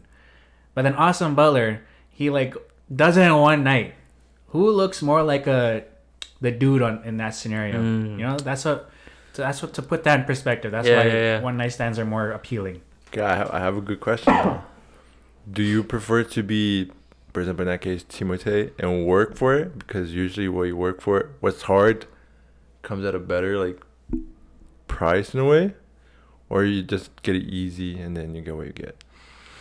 It really depends on the context. I was gonna say it depends on the time. If Timothée Chalamet wants to have a relationship with Dune, then like they want the same thing. Oh, they just want to clap. Yeah. Oh, damn. Oh, then Austin Butler. Okay. Yeah, bro. For sure. Yeah, bro. For sure. Yeah, that's a no no-brainer. Yeah. Yeah, that was not a good question. In my head, sounded a lot better for some reason. But yeah, that's what essentially being a one night stand is just like the time frame. Like that's what makes it cool. Like as a younger person, you'll be, oh man, daps to you, buddy. You did that in one night, guy. Yeah, and also like the whole like the whole not emotional, but like the whole feeling of going to it is exciting though. You go like, okay, like I can't wait to get this done, and then that's it. Like you don't expect anything out of it. You just go knowing that what you want, and then when you get there, you get what you want, and then you leave. That's it. That's also fun too. Yeah. Just do it. You know. Don't you guys think it's a little exhausting though? It can get a little exhausting. Oh, for sure. I hate it, bro. I think it's overrated. Yeah, because like I don't know, the way that I see it, it's like you're playing, you're saying the same, what do you call it? You're saying the same lines. You're having the same script, and it's like an actor. You have to. It's like cut action. You know what I mean? And it's like you have to do it all over again. You're saying the same. You're playing the same scene, acting in the same scene over and over and over again. You know what I mean? I don't know. I feel like it's just like a repetitive game. I think it's overrated. Yeah, it's like you're playing, I don't know, you're playing a game and you get to level 10 and you beat level 10 already, and then you have to play level 10 over and over and over again, and you're done the game already. Yeah, you played the game before, like you know what's gonna happen. So yeah, so I don't know. I feel like it would get. I think it's tiring for sure. I speak to a lot of guys who say that who feel the same way too. Like after a while, like it gets tiring of just like always just hooking up with people or just very trivial conversations with people in general. Like it does get tiring for sure. Like you want something deeper. Yeah, but I think it also goes from like age. Yeah. Like when you're younger, like you want to get that done. Yeah. Like you want to experience a one-night stand. But I think once you get to a point in your life, you're like, I don't even know that person's name though. Like I don't remember that person's name. It's kind of like fuck. It starts feeling like you have no respect for yourself. That and like it feels like you also don't care about anyone else. Right. And I think when you get to a point in your life where if you're still thinking that no one else besides you matter and you're not able to build like emotional connection, then I think you're doing something wrong with your life at that point. Oh yeah, for sure. Feels lonely. Yeah. Like it just said, it's repetitive. Like you just get the same thing done like over and over again. Like up until when? And I also kind of, once you do stuff like that too much to become like a whole quote unquote whole, like you also other people will start seeing that they don't have a lot of respect for you too because you can't hold it down. True. Like, are you a good guy in a relationship? Like they'll start thinking, are you a good guy? Like, you know, you can't even hold down a girl. Like that sucks. Yeah. So it's a double-edged sword when it comes to like hooking up and stuff, like or one night stands and all that jazz. But yeah, man, it's a good question though. Overrated though, like one night stands are overrated. I agree. I think so. Yeah, I just wanted to make sure. But I feel like people who say are overrated are the ones that have gone through it already and are tired of doing it. When you're young, it's not overrated. Yeah, that's what I'm saying. Like when you're young, like you want to get that done because that's exciting though. Yeah, exactly. It's trivial. Yeah. It's like because boys talk about it all the time. Oh yeah, I want to hook up with her. Yeah. Oh, I had one night with her, man. It'd be crazy. Yeah. That's what younger men do, you know? Like older men are just like, yo, do you have a wife, bro? Is she making you food, bro? Where's your lunch at, man? Exactly. Like, show me your lunch. Like that's the new like show me your bag, you know? Yeah. But when you're younger, it's like, oh, how many bitches you fuck? And like all that crap. It's tiring, bro. Tell me your body count. Like that's a little annoying to me. Like I'm 26 now. Like when I hear that shit, I'm like, oh my god. It's childish. Yeah. But kudos to younger people. Like that's what you want, right? Like you speak about that. That's what you want to talk about. Or like girls this, girls that. Or even as a woman, like you want to talk about boys all the time. That's what younger people do. Mm-hmm. At what stage do you think it's like?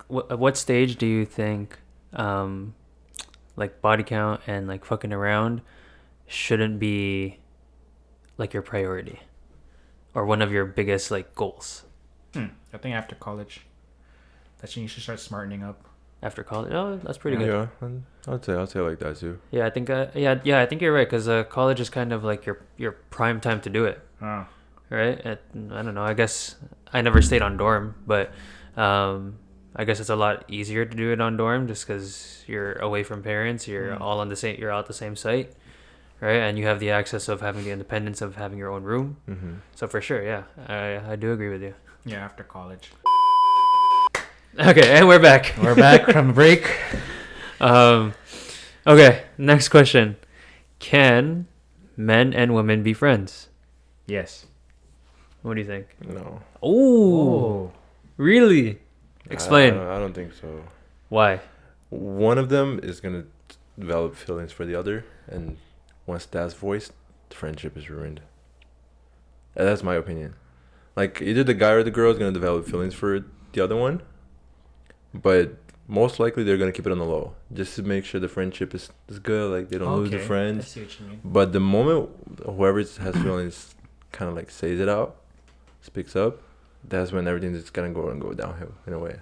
And I speak from experience. Okay, that's what I was gonna ask. Like, is this from experience? Okay. Yeah, I speak from experience.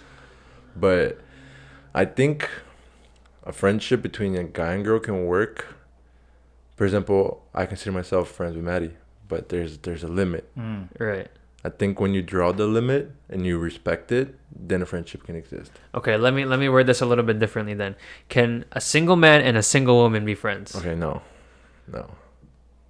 What do you think? Like platonic friends? It depends on where you are at life and the context. Same stage in life. They're both, like, let's say they finished university, they both have stable jobs. Because I have friends who are women, and I'm strictly platonic. Like I'm not.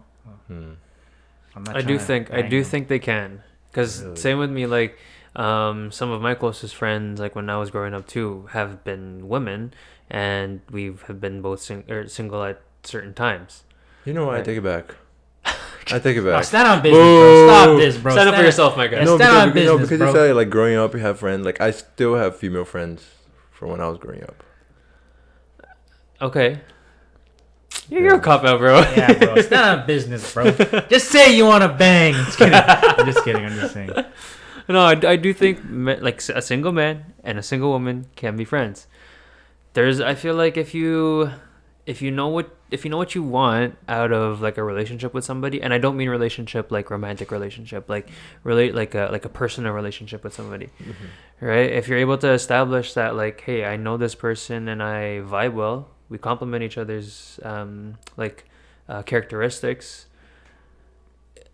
I feel like you'll come to a point where, for certain people, you'll be like, this is better platonic than it would be romantic.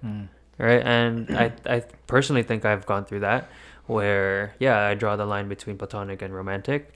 And I do think it's possible. Some of the best relationships you can have is with the opposite gender. Yeah, for real. Oh my God. I actually want to talk about that. Like, I actually prefer, for the most part, having friends with a woman. Like, they're more fun to be around, I'm not gonna lie.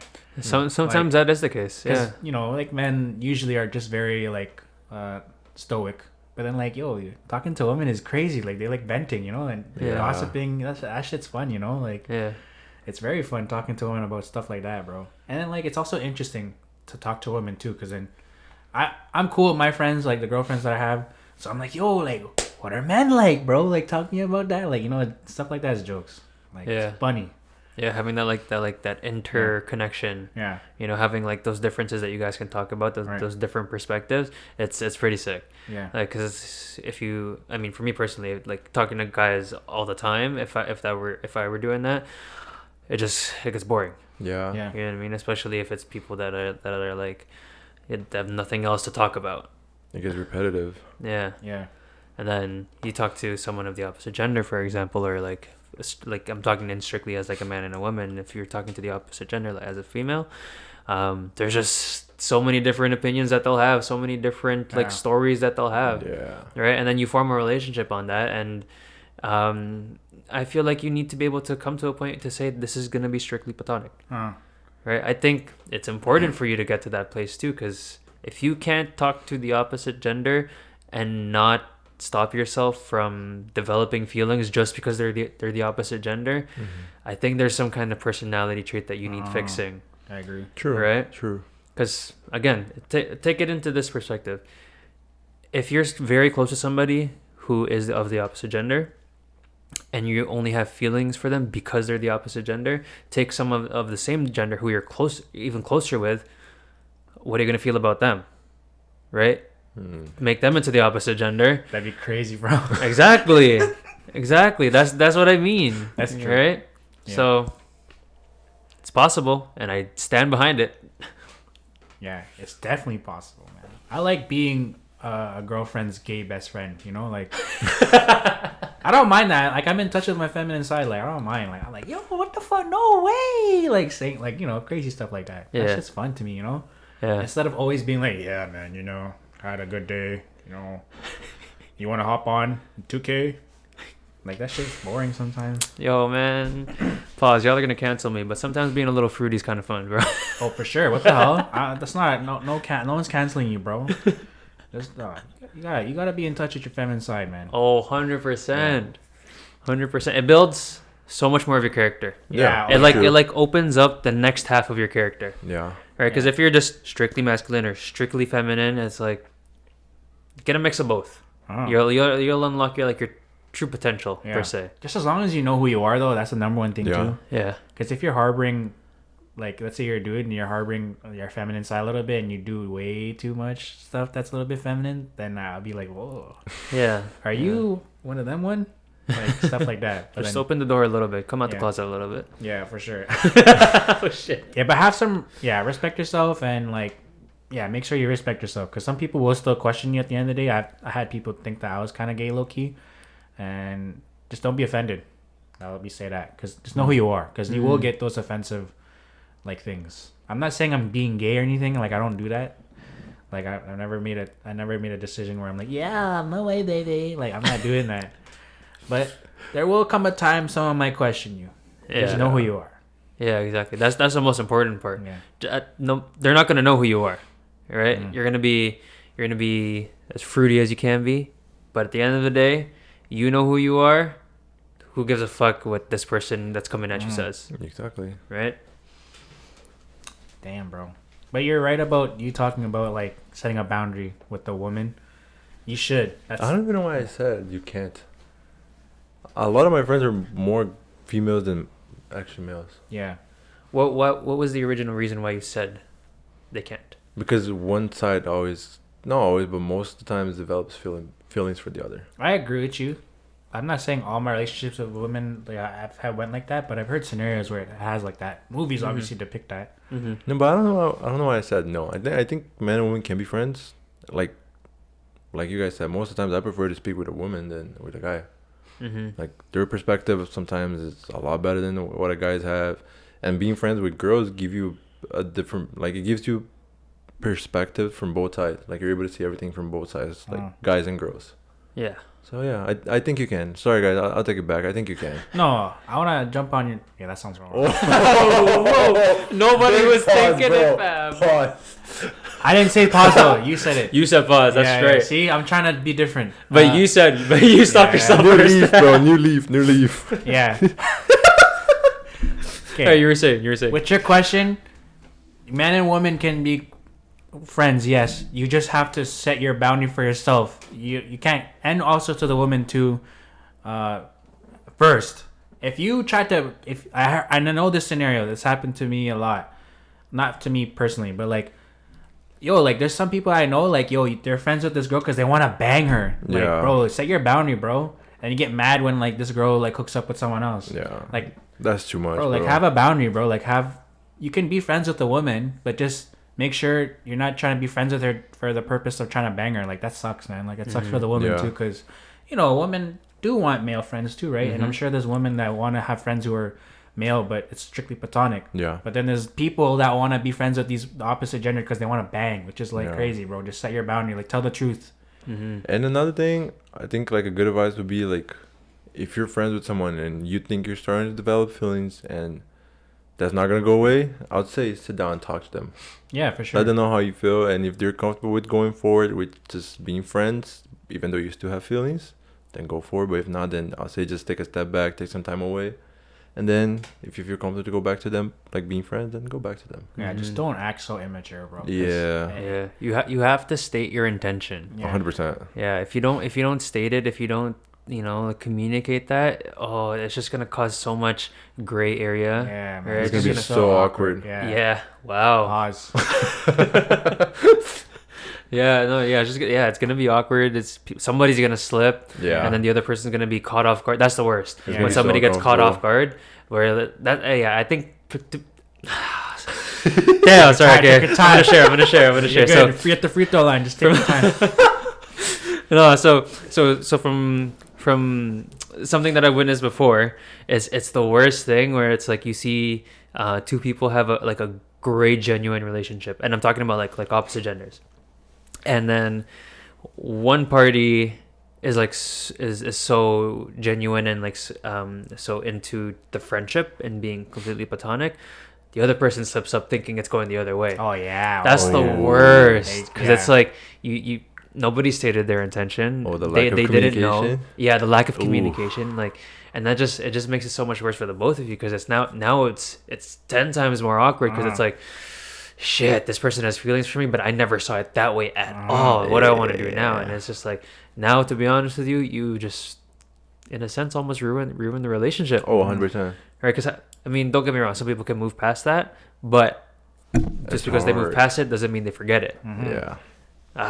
That's tough. Yeah, no, I have scenarios like that too, man. And I think if you're in that scenario where someone likes you and you just want to be your friend, cut that off. I'm gonna be serious. Yeah. Like, bro, I've had scenarios like that where, like, I talk to women who are like that, and they have friends they're friends with dudes who, like, want to hook up with them. I'm like, bro, that's crazy. That's toxic. Yeah, that's crazy. But that's also, they were younger, so I hope by now, like, those certain people are, like, they understand. But, like, when you're younger, too, like, you just want the most friends, too.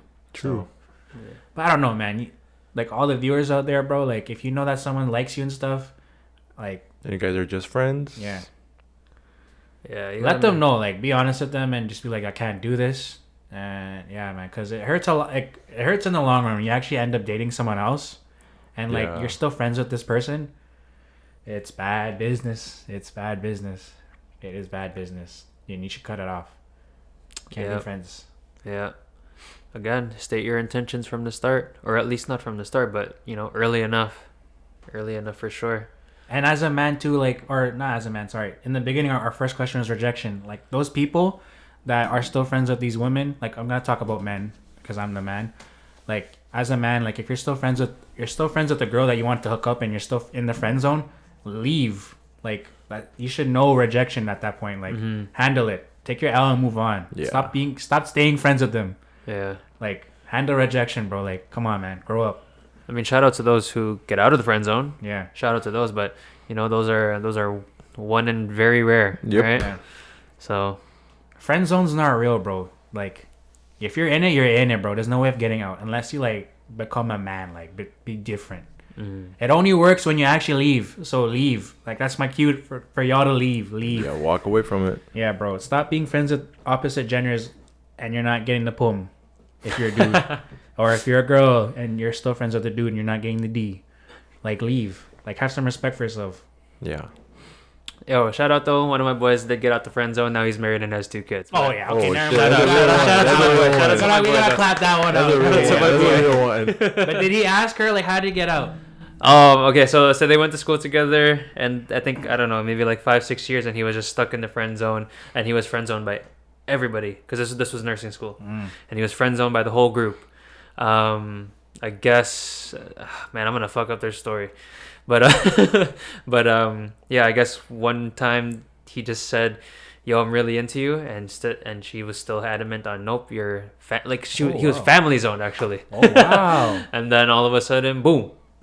They're taking a solo trip together across the border, and then boom, they're engaged and have a house, 2 kids. Props to you, man. I gotta salute you, bro. Props to you. That was a little long. 5 years is crazy. But that's what Gabe said, man. Just state your intentions, and you said that too. Yeah, just communicate. Yeah, just communicate that, bro. Yeah, I feel like the moment one of you guys feel like feelings are being developed by you, just say it, man. Yeah. Don't hold that shit in, because at the same time, you never know what if they're feeling the same way. Yeah. So pivoting off this topic, though, I feel like at the same time, as much as you can state your intention with staying friends, if you're both open to the possibility of a relationship, I feel like a lot of relationships are so much better when they start off as, like, best friends. Right? You know that person. Yeah, because you know this person inside and out, right? You literally know what buttons to push all the way, what buttons to push halfway. True. Right? That's true. I think it's different when you want to actually be with this girl in a relationship, but if you're trying to just bang, that's different scenario. Yeah, true. So I'm sure your friend, obviously he ended up engaging her, right? So he wanted to, be with her long term. So he took the long route. Yeah, he did. He took the long route, bro. Persevered. Yeah, he persevered. Wow. That's what I'm saying. Just say how you feel. We never know what the other person's feeling, though. Yeah. What if the feelings are mutual? Then you can go from there. But just say how you feel. Don't keep that shit in. Oh man, if you guys are keeping that shit, then y'all need to work on your communication skills. Yeah. Oh yeah, for sure. Communication but skills. I like what you said about being friends with someone. That's important. Like with relationships, be friends with your partner. Yeah. Yeah.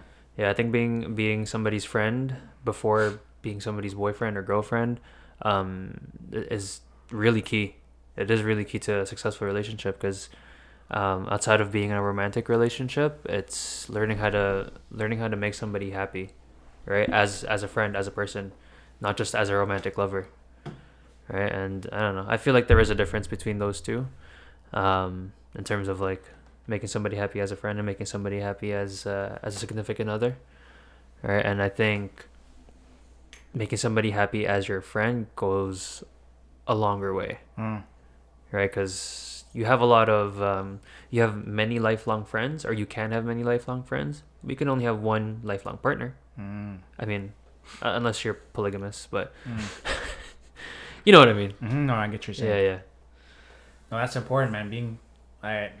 From last episode, we were talking about love languages, right? Like, it's not just love languages too. It's what's important for a relationship is companionship. Yes. Yeah, you should be friends with someone. You don't have to necessarily be their friend already beforehand. Like, if it's just... But develop a friendship. Yeah. Be friends with your girlfriend. Yeah. Be friends with your boyfriend. Like, that's so important. Yeah. I like that you brought that up because you thought about that. And I'm thinking about my relationship, so... I'm friends with her, so... Yeah, it's important. Yeah. It should... I honestly think it should be one of your biggest... what do you call it? Like, biggest aspects of your relationship. That you guys are best friends. Yeah, because I could talk to my girlfriend for, like, so long. Like, hours. And she says the same thing, like, hours. Yeah. Like, when you're old and, like, musty and, like, your D's not going up and you gotta take Viagra, God forbid you do, you gotta be friends with your girl. You gotta be friends with your partner, man. There's a lot of guys out there that hate their girlfriend. I don't know. There are. True. Yeah, like, oh, I hate my bitch. Like, what the fuck? What are you talking about, bro? Go talk to your girl. Like, I know. There's some men out there who move like that. That's true. And like, there's like this whole like phenomenon where people think that those guys are low key gay because they're always so happy with their mans. Yeah. Because you're friends with your mans, but you're not friends with your girl. Exactly. Yeah. So be friends with your girl too, so you don't look like you're gay or something, like. Yeah. If you're looking at your girl that way, man, do her a favor and leave. Yeah. Yeah, it's gonna be someone better for her. Yeah. Not even someone better for you. It's someone better for her. No, for her. She doesn't deserve that shit. Yeah, bro. Don't be calling your girl bitches and shit. Like, that's crazy, man. Yeah. But be friends with your partner for sure, man. Because it goes a long way. Because I think about this all the time. When I'm old and I can't do nothing, I gotta pop the D. Like, I can still talk to my woman. Like, it'll be a long, fun conversation, and we can just sit in the bench. Yeah. I want to be those old ass people that sit on the bench and just talk. That's fun, I mean, that's the old me talking, because the young me was like, I want to be that cool grandpa. And just judge the people in the park. Yeah. Look at the dumbass. Look at that dumbass, man. When I was younger, I bet I could do better than him. But yeah, man. Like, I'd like to be like that when I'm old. Like, just sit down and talk. It's so fun. It's important to have your best friend with you. It's gonna be your life, right? Yeah. If that's what you choose, a lifelong partner, it's gonna be your best friend. It has to be your best friend. Yeah. If it's not your best friend, who are you choosing? Yeah. And why are you choosing them? Right? Like, anything less than a best friend, you're gonna get to that exact same phase like that Jared was saying. Like yo, fuck this person. You're just gonna be bitter. I hate my bitch. Yeah, full of resentment your entire life essentially. Because I don't have those issues of like, oh yeah, I hate my girl. I hate when my girl does this, or like, oh man, this bitch. Like, I never actually had I thought about that. And like, kudos to my girl, obviously. But like, damn, like, when olden days, people are like, my companion is my companion that. Like, when I think about it now, like, oh man, companion. Yeah, that's your friend. Yeah. Old people used to say that. Oh, my companion. This is my companion. This is my partner. Mm-hmm. But like, nowadays people are not saying those words because they're not friends with their partner, Mm-hmm. But that's also annoying too, because like, it's actually the older people that say my bitch that. Like, so I don't know. Depends who you talk to. Yeah. But like, all these old ass couples, man, they're friends with their significant other. Yeah. So I don't know, man. Just be friends with your partner, man. Shout out to my girl. She's still fun to talk to. I miss her. I won't lie. Shout out to JR's girl, yes, all the way on the other side of the world. Yes, sir. Shout out Australia, mate. Shout out the kangaroos right now. Yeah, shout out to the Kangaroo Jack. I know you're out there. Oh my God. But yeah, be companion. We're talking about very young boy talks, but that very last thing that you talked about, like, it struck like something in my head. Yeah. About companionship and stuff. Yeah. If you guys are not friends prior to the relationship, at least develop a friendship. Yeah. Mm-hmm. That's healthy. And that's gonna be healthy as fuck in the long run, though. Mm-hmm. If you can just sit, talk, enjoy each other's company without having to be like, oh fuck, like why can't you go somewhere else? Yeah. Just enjoy each other's company, man. That's a big thing. Like you said, like you can talk to your girl for like hours. Dude, if you cannot do that in a relationship, then maybe rethink your partner. Exactly. Rethink your partner. Maybe you're not good for that person, but that person's not good for you. But just be friends. I'm agree with you. I'm not saying anything. No, but that was good. Like, that was right. I agree with you, bro. Unity. Yeah. Oh yeah. No. All right. You gotta be friends with your partner, man. What's gonna be the title? I feel like Are you friends with your partner or overglazed? Wait, what? What's the title? Are you friends with your partner or overglazed? Friends with benefits? Oh, that's a good one. Yeah. Ooh, you wanna get there? Friends with benefits? Yeah. What's your question? No, I have a question. What's your thoughts on it? I never had a friends with benefits, so I Really? yeah. Your question is what's your thoughts on friends with benefits? What's your thought of friends with benefit? I think, like we've been talking about this entire time, if that's what your stated intention is, all power to you. Like, you both know you're only there for the one thing, but you come back and visit it, and that you just draw that line. Who's it hurting? Yeah. If you're able to keep that line keep that line drawn and not cross it, and keep it healthy, I don't see anything wrong with it. Friends with benefits is crazy to me. Why? Sometimes it's crazy. Sometimes I understand it. You just want to bang, right? But consistently banging the same person without no feelings is crazy. That's what I'm saying, That's bro. true. Yeah. At some point, I feel like you would start to develop some kind of feeling, right? Well, there's movies on it, right? Like the Justin Timberlake movie and the Ashton Kutcher movie. Oh Yeah. Yeah, right. No Strings Attached, and then I forgot the Justin Timberlake movie. Friends with Benefits. Oh yeah, okay. Just like Tristan said, you just gotta draw the line. Like, Yeah. As long as you're not crossing that line, for a lot of people, that line will be not sleeping over, not having breakfast the next day, not cuddling. So like, as long as you draw the line and respect it, and go for it. Yeah, aftercare is important. Yeah. You miss that when you do like these one night stands and this friends with benefits stuff. Yeah, for sure. Yeah. So I don't know if friends with benefits is really that.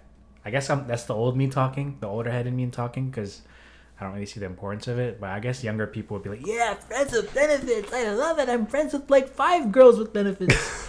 You know? So, yeah. Just gotta communicate, bro. Yeah, I mean, I think if you're having friends with benefits, like you're obviously gonna have a friends with benefits because that's a stated intention. I don't think anyone would say they have a friends with benefits and kind of question it. If they're questioning it, that means you're developing feelings. Yeah. Right? If you're developing feelings, talk to the person. Get something established. Exactly. Yeah. Right? It's either you get together or you don't. Because they're at some point, either the second or third or the 10th or the 20th time you hook up, something is developing in you. That's why sex is such a big part of relationships. Yeah. Right? That's a lot of reason. Sex is a big reason of why a lot of relationships either make it or break it. Yeah. Right? Some people, what do you call it? Some people kind of rely on it to keep the relationship together. Some people actually prefer not to do it, right? To make sure that their emotional attachment is there. But again, coming back to friends with benefits,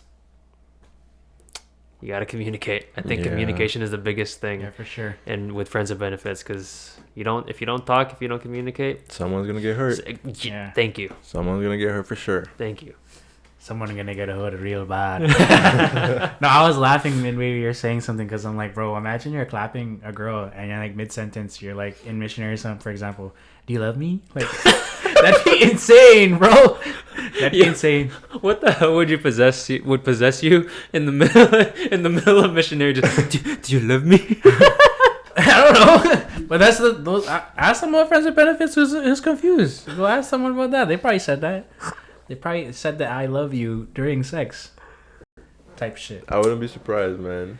Man, if you're saying I love you to somebody you're having friends with benefits with during the act, you're officially together, bro. You're officially together. Either you're together or you're just out of your fucking mind, bro. Yeah. Holy. That's insane. That'd be insane, bro. This might be a dumb question. Let's say we're all single. Would you, like, what's your experience that you have right now sexually? Would you have sex with a virgin? What? The virgin? With a virgin? Yeah. Because we kind of talked about, like, oh, you should have experience. You should go ahead and experience life, blah, blah, this and that. Would you be the one willing to give someone that experience, for example? Sure. Really? Yeah. At this point in my life, nah. I don't think so. I just feel, I don't know, I just feel like it would be, for me personally, I think I would just be tainting the person. You know what I mean? Tainting. When you pop someone's cherry, that's tainting them. Okay, fair. Okay. Yeah. Because tainting essentially in this informal description is like ruining something's pureness or innocence. Okay. Yeah, I don't know. Okay, it doesn't have to be essentially a virgin then. Maybe just someone like a low body count, like 1 or 2. Like really inexperienced. Would you be willing to be that one to give the experience? Are you a teacher in that way? Yeah. If it's 1 or 2, yeah. But virgin, no. I mean, I've never taken anyone's virginity, so can't really speak on it. But yeah, I don't see why not. As long as there's like clear communication that like either we're developing something or we're just doing that to do it, then why not? Fair. Because we did talk about like someone should go ahead and experience. So I thought about that a little bit. Would you pop someone's cherry? No. That is so disgusting. Yeah. Ew. No, bro. I don't want to sound controversial by saying that too, and my reaction to it. I just feel like that should be done with someone who's special to you. Yeah, I think someone's first time should be Yeah. with someone you care. Yeah. Even though it might be like really uncomfortable, I heard stories where people said it hurt, it sucked, etc., and all that jazz. It should still be with someone who, like, y'all had something going on. Like, Yeah. Mm-hmm. Yeah. Leave the virgins to being with virgins. Yeah, do not let someone pop your cherry that you don't know, bro. But you know what though? I don't know. I feel like I've heard stories of people who would prefer that, right? Because it's like somebody that they don't know takes away their virginity. The next time they have somebody, or next time they have sex with somebody that they know or that they want to have sex with, it's like some people take pride in like, yeah, I've done it before. I can offer you something. You know what I mean? Taking pride in taking someone's virginity is crazy. Like more than one, you mean? No. What I'm saying is like somebody whose virginity was taken away is now going to somebody that they want to have sex with, saying, here, because I'm not a virgin anymore, I can offer you something. Oh. You know what I mean? Does that make sense? Yeah. Yeah. I don't know. It's messed up thinking, but I've heard it before. See, I come from a time where like me and my first ever, like we were both virgins, so I like that's why I say like, oh, it should be someone who's inexperienced too. Like doing it, like it makes you really feel uncomfortable in a way or inexperienced if you do it with someone who is experienced. Does that make sense? Yeah, it does make sense. Do I agree with it? Yeah. I don't know. I'm kind of simple because my first time was with someone that had experience. It wasn't, at least I think for men it's not as awkward. Okay, I guess I'm speaking for a woman then, for the woman. Because there's emotion with it. You know? I think for men it's quite the opposite. What? Like when you have someone that has experience, just kind of guiding you through it. You're like, okay. Yeah, that's better as a man. Yeah. But I'm like, that's what I mean. Like when I was younger, I was thinking like that. Like, oh man, I want my first to be with someone more I'm with. You know. Mm-hmm. That's how my mind was before. Now I'm older. I'm like, I'd rather have someone who's more experienced. That's how like. Oh, I see it. Yeah. I see it. That's how I was thinking when I was younger. Like, oh, I cared so much about emotional shit. I also think that men and women see first time completely different. Yes. I think women take a lot more pride in like taking their first time to be special. That's what I was feeling. So I guess I was kind of thinking like a woman at the time, you know? And in the early stages of my life, that's how I viewed sex. Yeah. That's valid. Yeah, I mean, because I feel like it's also what we were taught, right?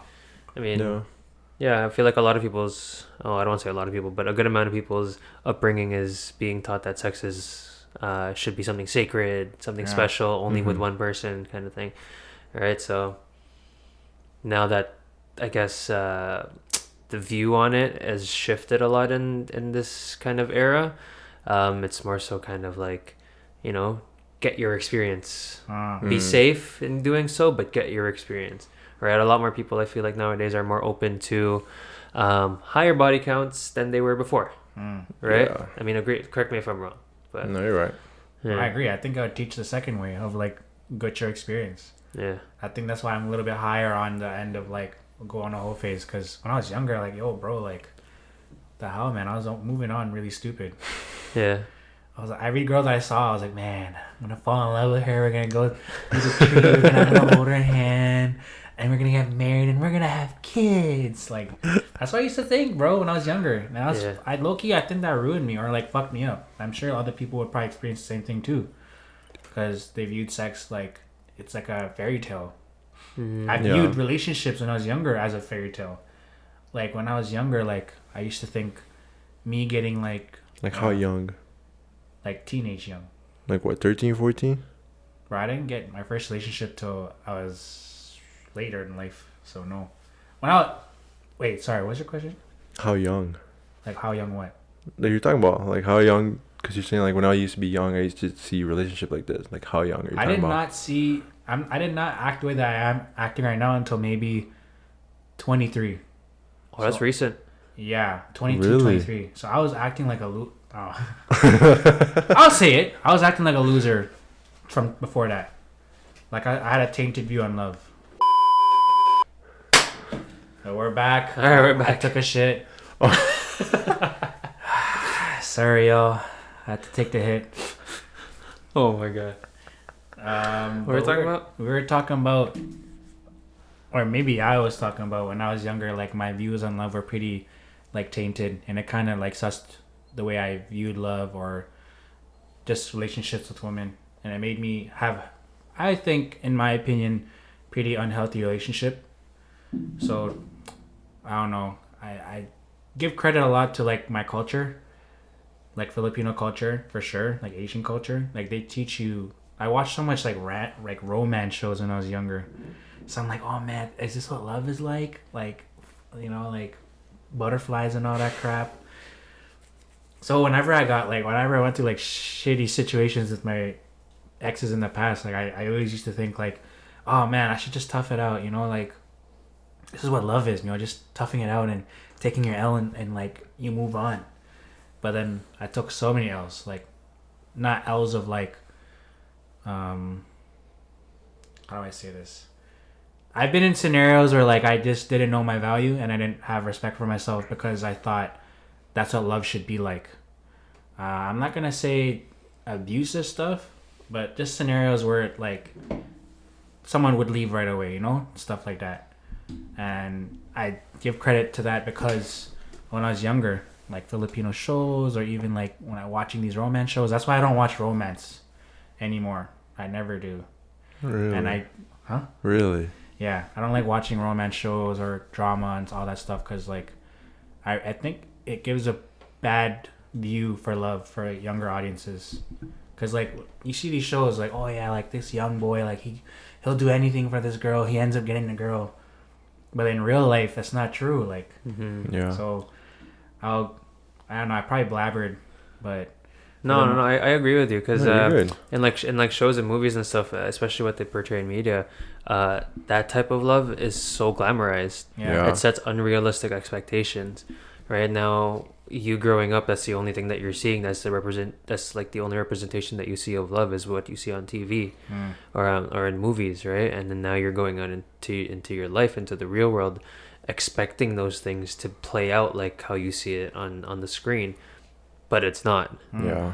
Right, but that's when you that's what we've been talking about, right? That's when you learn what rejection is. That's when you learn how to take no for an answer.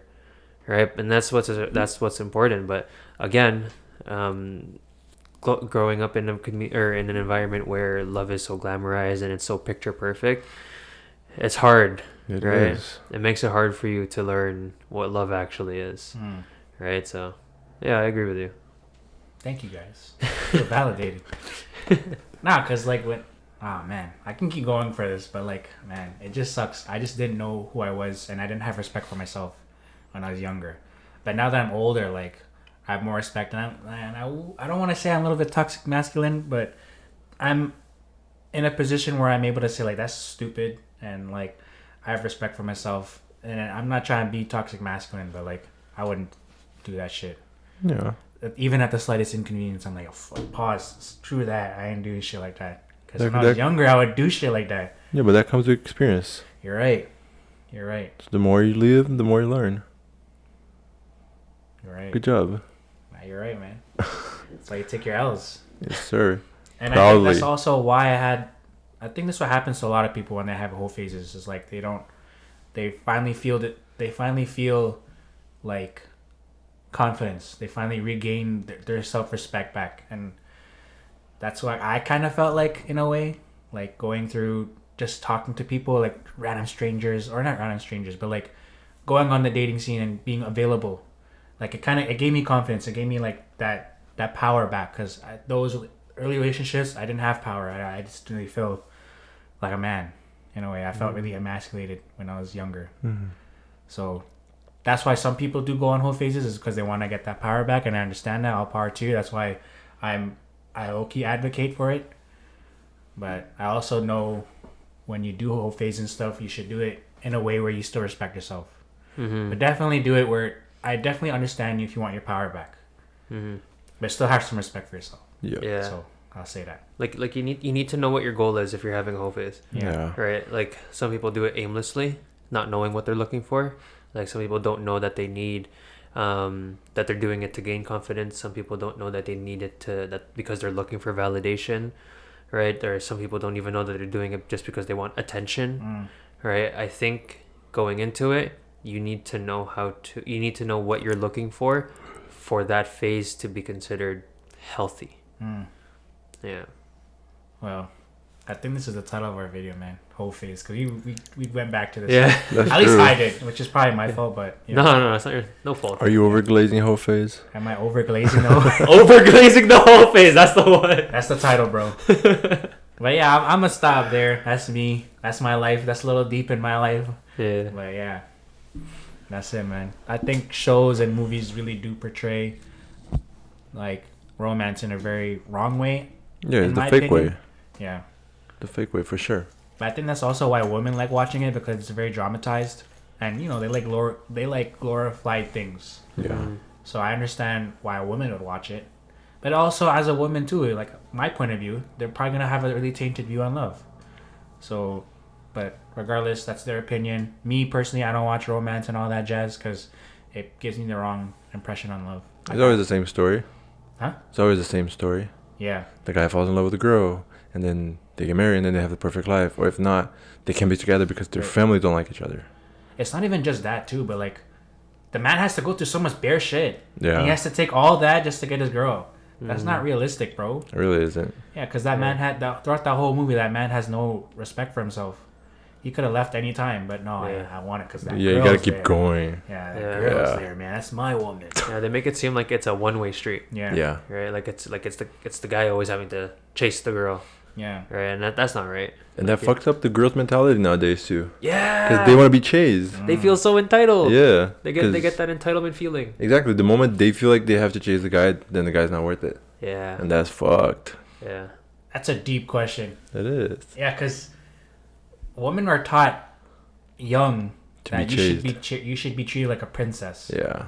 But no one's ever told a woman how to treat a man like a king. Ooh. Like, that's deep. And we could talk about that for a long time. I'll rephrase that. A woman was taught to be treated like a queen, but never taught how to treat a man like a king. Okay, thank you. I'm going based on like a father. No, I know. They want their daughter to be treated like a princess. Yeah. You're right. But yeah, you were saying, sorry? No, I'm saying that's true. Yeah? Yeah, what you just said was true. Yeah, that's all they said. But they're so caught up with like making sure the woman is treated with respect, and you know every woman deserves respect, yes. But then those same women don't know how to treat their man right. Yeah, way, you know? They don't know how to respect the man. Yeah, they don't know like essential for a man is to cook for a man, or you know love him, tell him that you love him, you know, shit like that, which is bad in a way. Like you should tell your daughter how to be respected, but you can't teach your daughter how she should respect a man. It's a little weird. It's crazy for me. Like Tristan said, it should be a two-way street. Yeah. A lot of entitled people out there. Yep. Mm-hmm. Get humbled. Take her out proudly. Take your L. Well, I have a lot of title suggestions for this. Yeah. Take your L, glazing, overglazing. Overglazing the whole phase. I like that one. Pause. Yeah. All right, wrap it up. That's episode 3, y'all. Episode 3. Peace, y'all. Yeah, a lot of talking in this one. I won't lie. I probably said so much shit, and sorry, y'all. But don't forget to subscribe on And YouTube, Spotify, rate us, and follow our social medias. Yeah. And TikTok. Yeah. Appreciate all the love. Love y'all. Yes, sir. Peace. Deuces.